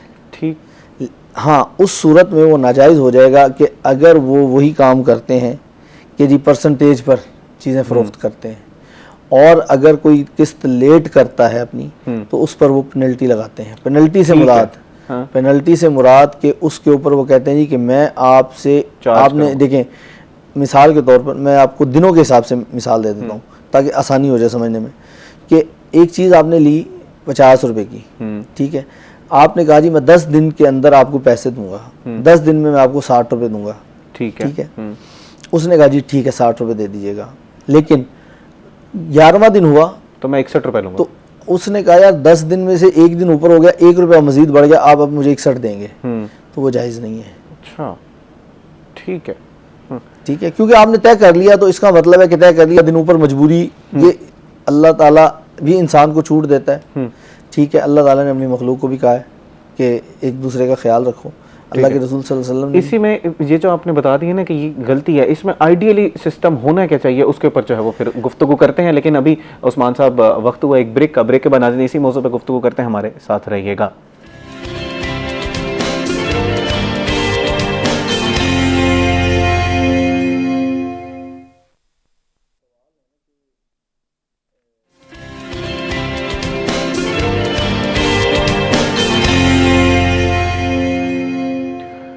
वेलकम बैक नाजरीन। ब्रेक पे जाने से पहले हम डॉक्टर हाफिज़ मोहम्मद उस्मान से सूद के हवाले से गुफ्तगू कर रहे थे, तो समझने की कोशिश कर रहे थे कि सूद क्या है और हलाल रिस्क जो है वो सूद से पाक, और इस किस तरह हमने कमाना है, टेक्निकलिटीज़ क्या हैं, उसके ऊपर हमने थोड़ी सी जो है वो गुफ्तगू की। मज़ीद हम किस्तों के कारोबार जो लोग करते हैं या लोग जो हैं वो किस्तों पे चीज़ें ख़रीदते हैं उसके हवाले से गुफ्तगू कर रहे थे, उसी पॉइंट पर मज़ीद जो है वो गुफ्तगू करते हैं। लेकिन अभी हमें कॉलर ने ज्वाइन किया है, पहले उनका हम सवाल ले लेते हैं। अस्सलाम वालेकुम जी, अपना नाम बताइएगा और सवाल कीजिएगा।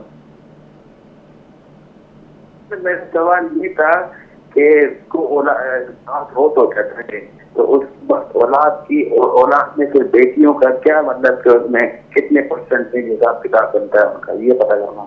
दोबारा एक आपकी क्योंकि कॉल जो है वो ड्रॉप हुई है, मैं चाहूँगा एक दफ़ा दोबारा अपने सवाल को आराम से तसल्ली से जो है वो एक्सप्लेन कीजिएगा, पूरा सवाल तसल्ली से बताइएगा, और पीछे से अगर हो सके तो टीवी की आवाज़ कम कर दीजिएगा।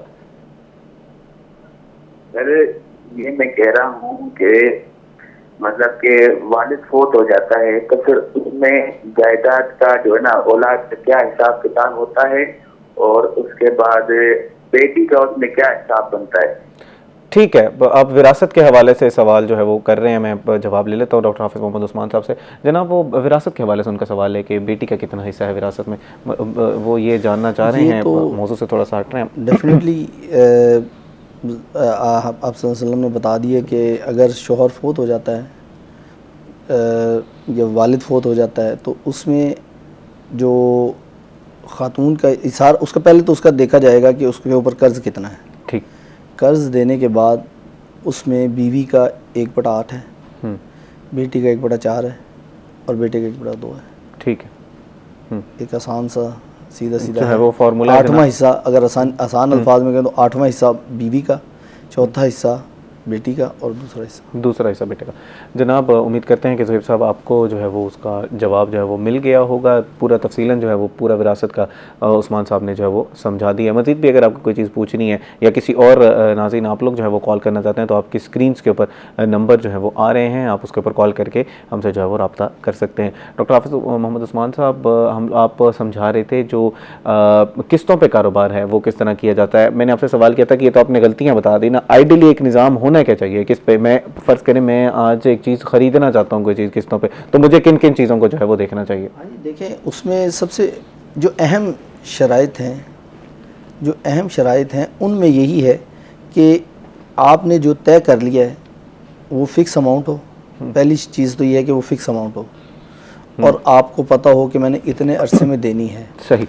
और अगर खुदा न खास्ता किसी मजबूरी के तहत आप उसको टाइमली अदा नहीं कर सकते, कुछ ऊपर नीचे हो जाता है, तो फिर आप उसको एक्स्ट्रा पे नहीं करेंगे।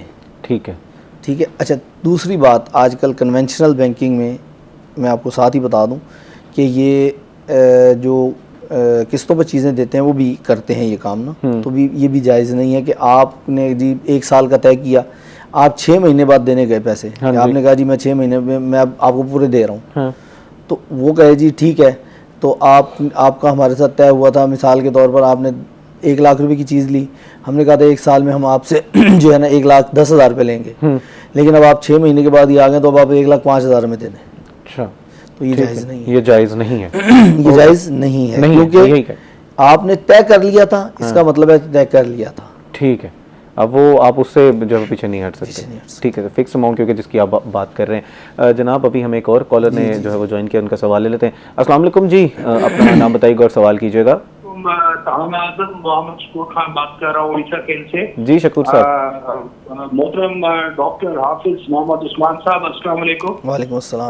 डॉक्टर साहब, ये जो आप अच्छी बातें कर रहे हैं, सूद के वाले से रेफरेंस जो आप दे रहे हैं इस्लामिक जो अहकामात हैं उससे, लेकिन मैं ये पूछना चाहूँगा कि हमारे मुल्क के अंदर जो सिस्टम राइज है उस सिस्टम में तमाम जो बैंकों का सिस्टम है उसमें इंटरेस्ट है, और पहले वो इंटरेस्ट नाम और इंटरेस्ट को आप डिफरेंट उससे चेंज किया गया, तो कोई ऐसा बैंक आप बता सकते हैं जिसमें ये निज़ाम राइज ना हो? और अगर वो निज़ाम राइज नहीं है तो वो बैंक अपना प्रॉफिट अपना हर साल शो करते हैं कि इस बैंक ने इतना पैसा कमाया, इतना नहीं कमाया। तो कोई भी आप, मैं एग्रीकल्चर बेचते हूँ, अगर आप कोई ट्रैक्टर लेना चाहते हैं, कोई और आप मशीनरी लेना चाहते हैं एग्रीकल्चर से, तो उस पर वो इंटरेस्ट होता है जी। ठीक है, सिर्फ लफ्जों का एक गोरख धंधा है, तो ये किस तरह समझा जाएगी जिन्हें? और सूद और जो एक गवर्नमेंट की तरफ से या बैंकों की तरफ से या प्राइवेट सेक्टर में दिया जा रहा है, तो जो लेने वाला मजबूर है तो पहले तो गुनाहगार वो बंदा होगा, लेने वाले को अगर पता नहीं है तो वो किस तरह गुनाह के जुमरे में आएगा? ठीक है, आपके दोनों सवाल हैं। पहले सवाल के लिए मैं माज़रत ख़्वाह हूँ, मेरे ख्याल हमारे लिए ज़रा मुश्किल हो जाएगा किसी एक बैंक को एंडोर्स करना। किसी का हम ब्रांड का नाम नहीं ले सकेंगे क्योंकि तमाम बैंक्स में मेरा ख्याल है कि इस्लामिक बैंकिंग जो है पड़ी, तो हमारे लिए ज़रा मुश्किल है, और उस्मान साहब भी मेरा ख्याल है एक बैंक को एंडोर्स जो है वो नहीं कर सकते। दूसरा जो आपका सवाल है कि अगर लेने वाले को पता ही नहीं है कि वो जो लोन ले रहा है तो उस पर उसको सूद देना पड़ेगा, तो उसकी क्या शरई हैसियत है, उसके ऊपर जवाब हम ले लेते हैं। अभी कुदरती बात है कि मैं आने से पहले ना वो एक ऐसे बुक खोल के बैठा हुआ था तो यही चीज़ मैं वैसे मेरे सामने आई कि भाई एक बंदे को पता नहीं है और वो काम कर रहा है, क्या उस पर गुनाह होगा? बिल्कुल, मैं सवाल तो यही है। हाँ जी, यही सवाल है ना। बेसिकली उन्होंने उसको हमारे जो है ना कारोबार और मकसद है कि उस पर सूद की तरफ और मुनाफे की तरफ डाल दिया। बेसिकली हमारे हर मुसलमान पर कुछ चीज़ें सीखना फ़र्ज़ हैं। ठीक, दीन का इल्म इतना सीखना कि वो अपनी इबादत और अपने मामलात वो अकॉर्डिंग टू शरिया अदा कर सके, उसको पता होना चाहिए। अगर वो नहीं सीखता, हमारे यहाँ एक बड़ा ही जो है ना समझ लें कि एक गलत कॉन्सेप्ट बना हुआ है कि यार जिसको नहीं पता ना उसको गुनाह नहीं होता। हाँ। जब तक पता नहीं होता तो हम भी कहते हैं यार ठीक है, जब तक नहीं पता तो हम पता करने की ज़रूरत ही नहीं है। हालांकि ये यहाँ जिसको पता है ना वो गलती करे तो उसको एक गुनाह होता है। हाँ। लेकिन जिसको नहीं पता और वो पता भी नहीं करता और गलत काम भी कर रहा तो उसको 2 गुनाह है। हाँ, एक पता ना करने का और एक गुनाह करने का। हाँ। तो लिहाजा ये अगर हम कहें ना कि जी हमें पता नहीं था और हमने कर लिया, एक दफ़ा तो माफ़ी हो सकती है, लेकिन आप मुस्तकिल देखें, जब आप काम मुस्तकिल कर रहे हैं तो डेफिनेटली उसके बारे में, अच्छा आप कारोबार करने जाते हैं तो उससे पहले आप किसी ना किसी उस जो कारोबार आप करना चाहते हैं उस पर पहले आप इन डिटेल जाते हैं और आप फिर उसको सीखते भी हैं कई साल। ठीक है, हमारे बच्चे हैं कारोबार के लिए जाते हैं तो हम पहले क्या करते हैं, उसको अपने कारोबार में बिठाने से पहले किसी और के पास भेजते हैं कि यार ये वहाँ से ज़रा बतौर सर्वेंट वहाँ काम करेगा तो इसको समझ आएगी कि काम किस तरह करना है। हाँ। वहाँ तो हम जा रहे हैं। हमारा जो मुल्की दीन है, कानून है, उसमें भी ignorance to the law is no excuse. दीन है, दीन में हम नहीं कहते कि यार सीखना जरूरी है, हम कहते हैं ठीक है जी चल रहा है चलने दो, अल्लाह माफ कर देगा। अल्लाह माफ कर देगा। ऐसा थोड़ी है। अपने अपने मुनाफे और अपने कारोबार की बात है तो हम उसमें लॉस नहीं चाहते, लेकिन जहाँ दीन का मामला, जहाँ पर असल लॉस और प्रॉफिट है, वहाँ पर हम जो है ना उसको इग्नोर कर रहे हैं। तो ये चीज़ इग्नोरेबल नहीं है। सही। आपने कारोबार करना है, उसके आपको शरई अहकामात पता होने चाहिए। अगर आपको नहीं पता तो वो कारोबार भी आपके लिए जायज़ नहीं होगा।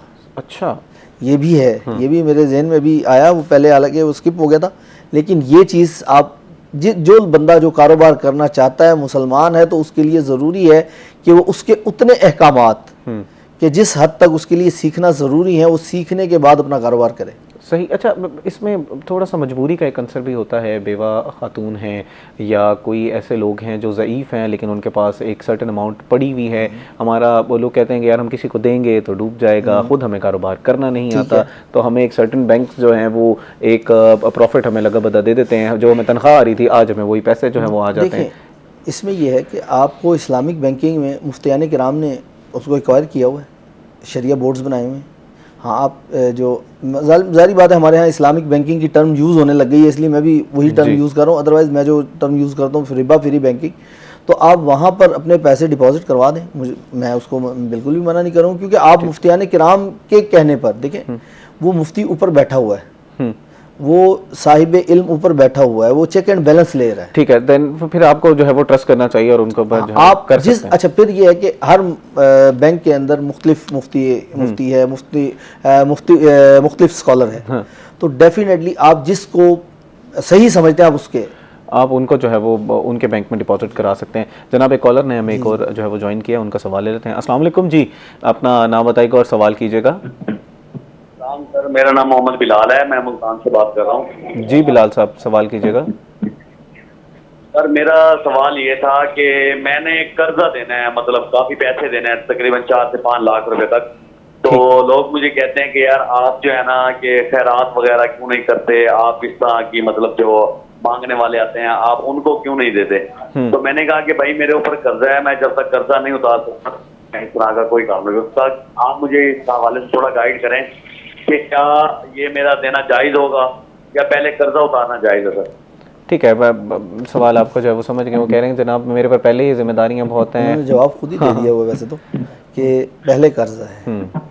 हाँ, अलबत्ता ये ज़रूर है कि अगर जो जिसको कर्ज अदा करना है वो आपको मोहलत देता है, वो कह देता है कि हाँ ठीक है, आप उससे इजाज़त ले लेते हैं कि यार कभी कभी मैं कुछ थोड़ा अल्लाह की राह में अगर देना चाहूँ, तुम्हारा देना है वो मैंने देना है, लेकिन कुछ ताख़ीर हो जाएगी, लेकिन मैं चाह रहा हूँ कि मैं अपनी उसके लिए भी। और हमारे दीन में भी तो है ना कि आपने पहले अपनी जेब देखनी है और उसके बाद फिर जो है वो तो पहले कर्ज है, पहले जो जिम्मेदारी है वो अदा करनी है और उसके बाद जो है वो फिर आपको कर्ज लाजमी है ना। उसकी वजह ये है कि आप कर्ज अदा कर देंगे तो आपके पास फिर स्पेस ही स्पेस है, आप जैसे मर्जी है। नाज़रीन, अभी वक्त हुआ एक ब्रेक का। ब्रेक के बाद आपसे मिलते हैं इसी मौजू पे जो हम सूद, रिबा और आइडियली हमारा सिस्टम क्या होना चाहिए, हमें इन्वेस्ट क्या करना चाहिए, इस पर तफसीलन जो है वो गुफ्तगू कर रहे हैं। अभी वक्त हुआ एक ब्रेक का, हमारे साथ रहिएगा।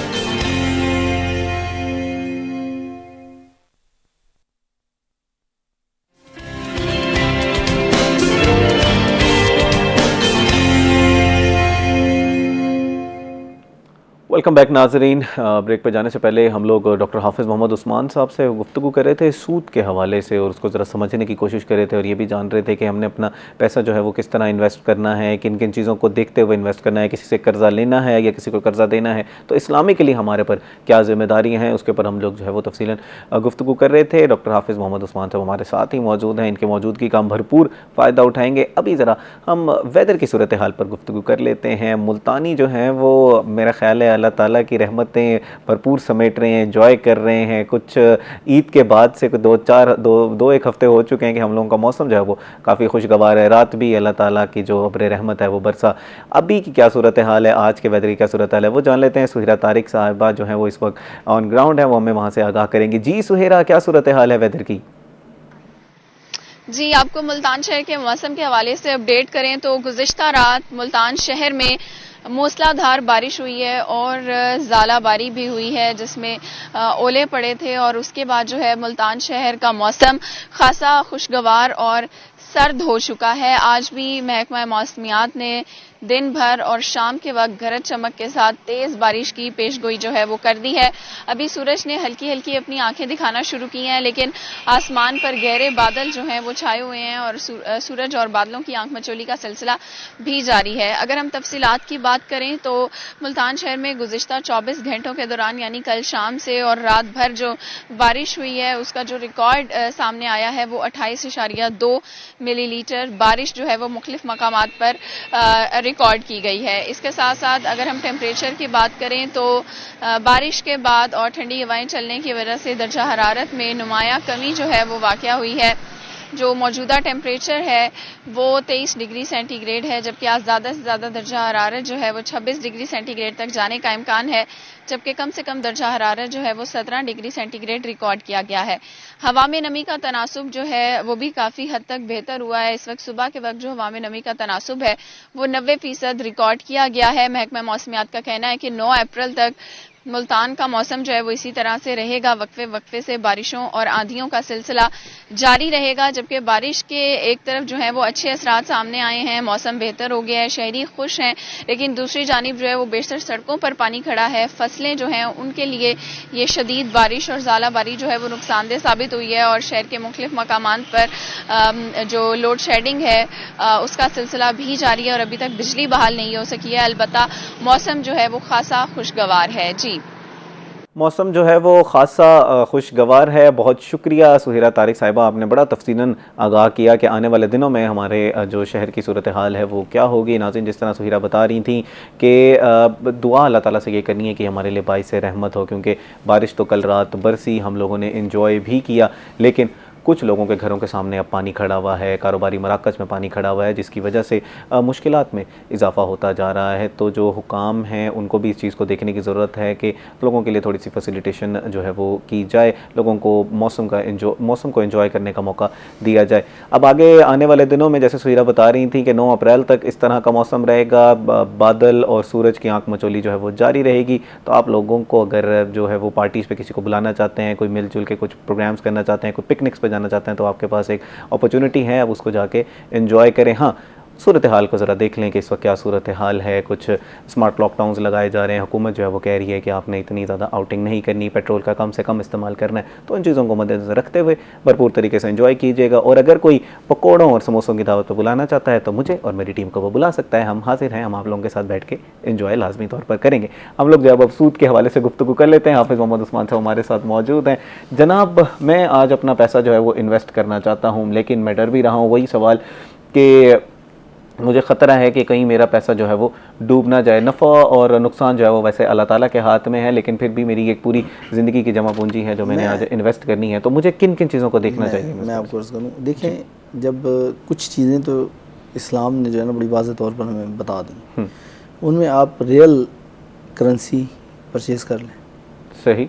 रियल करेंसी हमारी वैसे तो बेसिक 2 चीज़ें हैं, गोल्ड एंड सिल्वर, लेकिन मौजूदा सूरत हाल और मौजूदा दौर में क्योंकि वक्त के साथ साथ कुछ शरई उसूल भी तब्दील होते हैं, तो हमारे उलमा किराम ने कहा कि उसमें हम जो ज़मीन है इसको भी शामिल कर सकते हैं अपनी जो रियल करेंसी के अंदर। तो आप गोल्ड, सिल्वर या आप कोई जो है ना लैंड, पीस ऑफ लैंड वो परचेज़ करके रख लें। ठीक। आप कोई घर ले लें, उसको रेंट आउट कर दें, आप कोई शॉप ले लें, उसको रेंट आउट कर लें, ठीक है। तो इस तरह के मामला आप कर सकते हैं। ज़री ज़मीन ले लें, ठीक है। अच्छा, इसमें अभी थोड़ी देर पहले हमने कॉलर का ही सवाल था, उन्होंने ये सवाल किया कि मुझे पता नहीं है या किसी को पता नहीं होता था, क्या उसके शरई क्या हैसियत है? अच्छा, इसी तरह मजबूरी की सूरत हाल में क्या वो है शरई हैसियत? मजबूरी की सूरत हाल में कोई इजाज़त है? मजबूरी की सूरत हाल हो या गैर मजबूरी की, सूद हर तरह हराम है, ठीक है। किसी सूरत भी सूद हलाल नहीं है, क्योंकि अल्लाह के रसूल सल्लल्लाहु अलैहि वसल्लम ने जब सूद के हराम होने की आयत नाजिल हुई सूरह बकरा के अंदर, तो आप सल्लल्लाहु अलैहि वसल्लम ने सबसे पहले अपने चचा का सूद जो है वो ख़त्म किया। बिल्कुल, ठीक है। तो उसमें आपने कहा कि जिसने पहले ले लिया उसके लिए क्या है कि अब मना। माफ़ी है माफ़ी। कि उसने जो ले लिया था, लेकिन अब अगर वो लेता है तो फिर वो गुनहगार है। अगर वो माफ़ कर देता है, वो छोड़ देता है, तो अल्लाह ताला मेहरबान है, अल्लाह ताला बख्शने वाला है। तो इससे बड़ी वाज़ेह तौर पर हो जाता है कि, और फिर कहा गया कि जो सूद का 1 दरहम भी ले, उसको अपनी वालदा के साथ 36 मरतबा ज़िना का। और दूसरा फिर कहा कि जो सूद लेता है वो अल्लाह और उसके रसूल के साथ जंग का ऐलान करता है। तो फिर मुझे बताएं कि कहाँ से हम इसकी गुंजाइश निकाल सकते हैं। बिल्कुल गुंजाइश जो है वो नहीं है, आपने हर चीज़ जो है वो देख कर फिर जो है वो इन्वेस्टमेंट करनी है। अच्छा, जब हम इस तरह के कारोबार में पढ़ते हैं, अमूमी तौर पर हम ये सोचते हैं, हमें होता है कि यार अल्लाह ताला का एक अज़ाब हम पे नाजिल होगा, हमें नज़र आना शुरू हो जाएगा कि हमारी मुश्किलात में इजाफ़ा होता जा रहा है। लेकिन वहीं पर हम कुछ लोग देखते हैं ऐसे जिनको फ़ायदा हो रहा होता है, और हम देख रहे होते हैं कि वो दिन दुगनी रात दुगनी तरक्की कर रहे हैं। तो फिर उसमें ज़रा बताइएगा, और हमें एक लालच भी पैदा होती है कि यार मैं भी वही काम करता हूँ। देखें, ये भी एक इस्लाम का कानून है कि आप सल्लल्लाहु अलैहि वसल्लम ने फरमाया कि जो अल्लाह और उसके रसूल के रास्ते पर है उसका हिस्सा आखिरत में, दुनिया में है लेकिन जितना है उतना है, यानी कि ज़्यादा नहीं है, लेकिन उसका आखिरत में हिस्सा ज़्यादा है। और जो नॉन मुस्लिम हैं या जो अल्लाह और उसके रसूल के रास्ते से हट जाते हैं, उनका सिर्फ दुनिया में हिस्सा है, आखिरत में हिस्सा नहीं है। तो जो दुनिया में हिस्सा ले रहा है, आप उसके पीछे क्यों पड़ रहे हैं? हाँ, ये दुआ ज़रूर करें कि अल्लाह मुझे इतना दे कि मैं तेरे जो है ना रास्ते में खर्च करने के काबिल हो जाऊँ। इसलिए मांगें, इसलिए ना मांगें कि आप जमा करें, क्योंकि जमा करने पे तो कुरान करीम ने खुद कहा है कि तुम जो माल जमा करते हो ये तुम्हारे लिए जो है वो तुम्हारी सज़ा का बायस बनेगा। अच्छा, हाँ, अच्छा, इस जमा करने को ज़रा एक्सप्लेन, जमा मालूम आदत इसको थोड़ा सा फिर एक्सप्लेन कीजिएगा। जो हम आजकल सोचते हैं कि यार मैंने आगे जाके अपनी बेटियों की शादी करनी है, या मैंने मेरे बच्चों के लिए कुछ हो, मेरे जाने के बाद उनकी ज़िंदगी थोड़ी आसान हो जाए, या मैं जो आज कर रहा हूँ मैं अपने बच्चों के लिए ही तो कर रहा हूँ। तो इस ये जमा करना भी वही जमा करना है जो कुरान कह रहा है? नहीं नहीं, देखिए, माल जमा करने को मैंने मना तो नहीं किया। मैंने तो ये कहा है कि माल इस तरह जमा करना कि बस जमा करना। देखिए, आप जमा, अब हमारे यहाँ ना 2 किस्म की, वैसे तो कॉन्सेप्ट एक ही है, लेकिन दूसरा कॉन्सेप्ट हमें हमारे जो बुजुर्गान दीन हैं, हमारे जो नेक लोग हैं, वो बताते हैं। कहते हैं यार ये अल्लाह ताला ने जब कहा है कि मुझे जैसा गुमान करोगे वैसा पाओगे, बिल्कुल, तो क्या हम जब ये गुमान करेंगे कि हमारा जब बुरा वक्त आएगा हम उसके लिए जोड़ रहे हैं, मीन्स कि आप अल्लाह से ये गुमान रख रहे हैं कि बुरा वक्त आएगा, मीन्स डेफिनेट आके रहेगा। वाह। तो आप इस नीयत से क्यों नहीं जमा करते कि यार आपके ऊपर जब अच्छा वक्त हो तो आप उसको मज़ीद अच्छा बना सकें? सही, इस नीयत से जोड़ दें, ये तो एक नीयत है, तो आप उस नीयत से जोड़ दें, उसमें कौन सा हर्ज है? अब इसी में फिर इंश्योरेंस का मसला भी फिर हल करते जाएं कि सर वो जायज़ है या नहीं है। जायज़, वो भी इसी यही चीज़ है। जैसे इस्लामिक बैंकिंग और कन्वेंशनल बैंकिंग है, इसी तरह इस्लामिक इंश्योरेंस भी है और कन्वेंशनल इंश्योरेंस उस पे जो है वो थोड़ी सी तफसीलन जो है वो मेरा बेसिकली पीएचडी का थीसिस इसी के ऊपर है। अभी वक्त हुआ एक ब्रेक का, नाज़रीन ब्रेक के बाद आपसे मिलते हैं और थोड़ा सा इंश्योरेंस के हवाले से गुफ्तगू कर लेते हैं। हमारे साथ रहिएगा।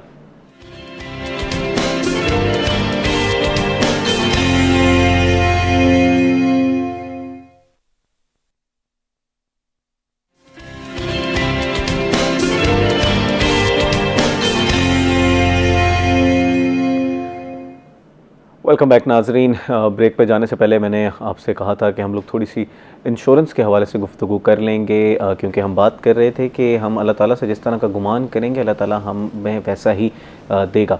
तो अगर हम एक्सपेक्ट अच्छा करेंगे अल्लाह ताला हमारे साथ अच्छा करेगा, अगर हम बुरा एक्सपेक्ट करेंगे तो फिर हम क्या ही एक्सपेक्ट करें कि अल्लाह ताला हमसे फिर बुरा करेगा। तो इस हवाले से, इसी मौजू के रिलेटेड एक इंश्योरेंस के हवाले से थोड़ी सी गुफ्तगू कर लेते हैं कि इंश्योरेंस तो यही कराई जाती है कि खुदा न खास्ता अगर हमारे साथ कोई मसला हो जाता है या कोई हादसा पेश आता है तो उसमें जो है वो थोड़ी सी मदद जो है वो मिल जाएगी। जनाब, लोग गाड़ियों के इंश्योरेंस करा लेते हैं, हेल्थ इंश्योरेंस करा लेते हैं, या और बच्चियों की शादी ब्याह के लिए थोड़ी सी जो है वो इंश्योरेंस करा ली जाती है। रिस्क जो है वो तो डेफिनेटली है, जब हम निकलते हैं बाहर तो रिस्क है हमारी ज़िंदगी का। ये एक ज़रूर है कि आप जो है अगर इस नीयत के साथ कि यार कुछ भी हो सकता है, कभी भी हो सकता है, अच्छा या बुरा। ये ना हो कि बिल्कुल हम यही कहें कि बुरा ही होना है, लेकिन ये देखें ना, इसमें अब जैसे आपने कहा कि इंश्योरेंस और उसका मुतबादिल हमारे पास तकाफुल है, इस्लामिक इंश्योरेंस है, तो अब सिर्फ ये तो नहीं है कि हम उसमें सिर्फ कोई अपना नुकसान के ऊपर क्लेम ले रहे हैं, उसमें ये भी होता है कि आप एक मुद्दत तक उसके अंदर जो है वो आप पेमेंट जमा करवाते रहते हैं, तो एट दी एंड एक टाइम होता है, यानी कि 5 साल, 10 साल, 15 साल, 20 साल, उस टर्म के बाद आपका जब टाइम ऑफ म्यूचुअल होता है, म्यूचुअलिटी होती है, मैच्योरिटी टाइम आता है, तो मैच्योरिटी के बाद आपको आपकी असल रकम भी मिल जाती है, उसमें जो उन्होंने कारोबार करके उसमें प्रॉफिट कमाया होता है वो प्रॉफिट आपको मिल जाता है। तो इसमें तो मेरे ख्याल कोई कबाहत वाली बात मुझे तो नहीं नज़र आई, क्योंकि मैंने ज़ाहिर बात है, मैंने आपको अर्ज़ किया कि मैंने अपना PhD का थीसिस इसी तकाफुल के ऊपर किया। मैं कंपनीज़ का नाम ज़ाहिर बात है नहीं ले सकता, तो मैंने इन्हीं कंपनीज़ के ऊपर काम किया, तो मैंने उसमें दोनों का कन्वेंशनल और इस्लामिक दोनों का जो है ना वो देखा। तो बल्कि मैं आपको कन्वेंशनल में क्या कबाहत है उसके बारे में ज़रा बताइएगा कि जो लोग वहाँ पर जाना चाहते हैं उसमें किस तरह के उसमें बहुत सारे मसाइल हैं कि उसमें वही बात है, जैसे इस्लामिक और नॉन इस्लामिक बैंकिंग में शरीयत का कंप्लाइंस है, इस्लामिक में शरीयत का कंप्लाइंस है और गैर इस्लामी में कंप्लाइंस नहीं है। फॉर एग्जांपल एक शख्स है कि वो कह रहे हैं कि आप मुझे एक सर्टेन अमाउंट ऑफ पैसे दें और आपके जो पैसे हैं वो मेरे पास होंगे, और जब आपका कोई हादसा होता है या जब आपको वो वाली सिचुएशन जिसके लिए तय किया जा रहा है उस पर मैं आपको दूंगा, तो इसमें कबाहत क्या है? कबाहत ये है कि इसमें जब आप पैसा देते हैं वो कंपनी की जो है ना वो मलकियत हो जाता है। अच्छा, इंश्योरेंस के अंदर। हाँ जी। वो आपको just for claim time, at the time of claim आपको जो भी उसका तय हुआ है आपको रिटर्न करेगा। लेकिन जो तकाफुल है इसमें कंपनी का आपकी मलकियत पार्टिसिपेंट के पास रहती है। ठीक है, माल की जो मलकियत है वो पार्टिसिपेंट की अपनी रहती है, लेकिन कंपनी जो है वो एज अ ऑपरेटर काम करती है। अच्छा, तो देखिए एक स्लीपिंग पार्टनर, ठीक है, स्लीपिंग पार्टनर के ओके ओके ओके, ठीक है। तो वो आप मकसद है कि आप जो है स्लीपिंग पार्टनर है, कंपनी आपकी वो जो है एक एक्टिव पार्टनर है, वो आपकी ऑपरेटर है, वो ऑपरेट कर रही है, वो ऑपरेट के बाद अपना प्रॉफिट ले लेती है, अपनी सर्विसेज ले लेती है और आपको आपका प्रॉफिट दे देती है। ठीक है। हाँ, उसमें ये होता है कि देखें फिर जो पार्टिसिपेंट्स होते हैं इन्होंने एक फंड कायम किया होता है कि यार किसी को अगर खुदा न खास्ता, ये नहीं कि हो के रहेगा, खुदा ना खास्ता किसी का कोई नुकसान हो जाता है तो हम उसके नुकसान के तौर पर, यानी कि अब देखें बहुत सारे लोग ऐसे गरीब हैं, ऐसे सफ़ेद पोश लोग हैं जो कि बीमारी का बेचारे इलाज नहीं करवा सकते, ठीक है ना, वो बीमारी का इलाज नहीं करवा सकते, तो वो जब ये तकाफुल करवा लेते हैं तो उसमें क्या होता है कि वो अपने एक फंड में अपने पैसे जमा करवा रहे हैं। बिल्कुल। तो वो सारे मिलकर उस वक्त में उसकी हेल्प कर देते हैं कि यार उसकी बीमारी का इलाज हो जाए। क्योंकि हमारे यहाँ बीमारियों के इलाज भी कोई थोड़े सस्ते नहीं रह गए। बिल्कुल ऐसा ही है, जहाँ पर हर चीज़ की महंगाई होती जा रही है वहाँ पर हेल्थ सेक्टर भी उसके ऊपर काफ़ी ज़्यादा बढ़, बीमारियाँ भी उतनी बड़ी बड़ी होती जा रही हैं। ठीक हो गया। अच्छा, अब सर हम क्योंकि इख्तिताम की तरफ बढ़ रहे हैं, मैं ज़रा क्योंकि आज हमने पूरी माल के हवाले से गुफ्तगू की, मैं ज़रा ये समझना चाहूँगा दीन हमारा, जिस तरह हमें जमा करने की हमने थोड़ी सी बात की, उसी को थोड़ा सा एक्सटेंड करते हैं। दीन हमारा कहता क्या है? हमने इस दुनिया में अगर रह रहे हैं तो क्या अपने आसानी पैदा करना हमारा दीन हमें मना करता है उससे, या कारोबार करने से, या ये करना कि मेरे पास बड़ी बड़ी गाड़ियाँ हों या मैं बिजनेसमैन लगूँ? तो देखें बात ये है कि आपके पास जितना मर्जी माल हो, हाँ, शरई उसूल को पूरा करें आप, बस उस शरीयत के साथ नहीं टकराना चाहिए उसको। मुख्तसर कि शरीयत के साथ नहीं टकराता। आप देखें अल्लाह ताला ने पहली जो है ना सबसे पहला उसूल कुरान करीम में सूरत बकरा की पहली 3-4 आयत के अंदर ये कुछ है कि मैंने जो तुम्हें माल दिया है उसमें से मेरी राह में खर्च करो। उसने ये नहीं कहा कि अपने माल में से खर्च करो, उसने कहा मैंने जो तुम्हें दिया उसमें खर्च कर दो। तो आप 50 गाड़ियाँ रखें, शरीयत को एतराज़ नहीं है, लेकिन ऐसी हों कि जिसमें आप ज़कात अपनी पूरी देते हो, ठीक है, आप उसमें अपना जो अल्लाह की मखलूक का हिस्सा है वो पूरा निकालते हो, फिर उसके बाद आप जो मर्जी रखें आपको कोई पकड़ नहीं है। ठीक है। और हलाल तरीके से कमाया हुआ, हलाल तरीके से कमाया होना चाहिए, शरई असूलों को पूरा करना चाहिए, ज़कात आपने देनी है, उसके ऊपर जितने भी असूल हैं, तकाज़े हैं, वो आप पूरा कर रहे हैं, तो शरीयत को आपसे कोई बात नहीं, कोई वो मसला नहीं है कि आप जो मर्जी करें। अच्छा, एक जो हम ये सुनते हैं कि यार वो बड़ा शरीफ है, उसकी तो ज़िंदगी बड़ी सादा है, हम आइडियल तो उसको समझ रहे होते हैं। मैं ज़रा ये जानना चाह रहा हूँ कि ठीक है ना, हाँ देखिए अल्लाह के रसूल सल्लल्लाहु अलैहि वसल्लम ने खुद फरमाया कि मुफलिसी जो है वो कुफ्र तक ले जाती है। लेकिन एक चीज़ है कि सादगी, सादगी एक अच्छा अंसर है। अल्लाह ताला सादगी को पसंद करता है। आप सल्लल्लाहु अलैहि वसल्लम ने, आपने सादगी का, आप चाहते तो ओहद का पहाड़ आपके साथ सोने का बन के चलता, लेकिन आपने सादगी की ज़िंदगी पसंद की। क्यों? आपको पता था मेरी उम्मत में सादा लोग आएंगे, तो उनकी दिलजोई के लिए आपने सादगी पसंद की। तो इसका मतलब है सादगी, आपके पास पैसे, आप सादगी इख्तियार करें, नहीं करना चाहते आप पहने। क्योंकि हमारे बुजुर्ग सैयदना शेख अब्दुल कादिर जिलानी रज़ियल्लाहु ताला अन्हु, आपने भी बहुत शाहाना लिबास पहने, आपके पास बहुत मालो दौलत है। आपसे किसी ने कहा कि मेरा बेटे को आपने ऐसे रखा, आपने फरमाया जब वो मेरे मकाम तक पहुंचेगा तो वो भी कर ले, ठीक है। सुभान अल्लाह। मैं इसलिए करता हूँ कि मैं अल्लाह का शुक्र अदा करूँ। शुक्र अदा करूँ। हाफिज़ डॉक्टर हाफिज़ मोहम्मद उस्मान साहब, सर बहुत शुक्रिया जी, आप हमारे साथ आज प्रोग्राम में हमारा हिस्सा बने और इस नहायत ही अहम मौजू पे हमने गुफ्तगू की। और उम्मीद करते हैं कि जो टेक्निकल चीज़ें जो हमने पहले प्रोग्राम के पहले हिस्से में जो है वो जिनके ऊपर डिस्कशन की, वो भी नाज़रीन को जो है वो समझ आई होगी। नाज़रीन, जिस तरह इख्तिताम में जनाब ने कहा कि अगर आप शरई असूल पूरे कर रहे हैं, जो आपके ऊपर कुछ ज़िम्मेदारियाँ हैं, ज़कात हैं, अल्लाह की राह में थोड़ा सा खर्च करना है, सदका है, सारा कुछ कर रहे हैं, तो फिर जितना मर्जी या माल कमाए, हलाल माल कमाए, इस्लाम आपको उससे नहीं रोकता। सूद के हवाले से जो जनाब ने कहा कि बहुत ही संगीन जुर्म है, उससे जितना हम हो सके, जितना क्या हमने हमेशा उससे बचना है, तो उसके ऊपर उससे उस हवाले से भी ख्याल रखिएगा। नाज़रीन, आज के प्रोग्राम का वक्त हुआ इख्तिताम। आपसे मुलाकात होगी कल एक नए प्रोग्राम, एक नए टॉपिक के साथ। तब तक अपने मेज़बान को दुआओं में याद रखिएगा। अल्लाह निगहबान।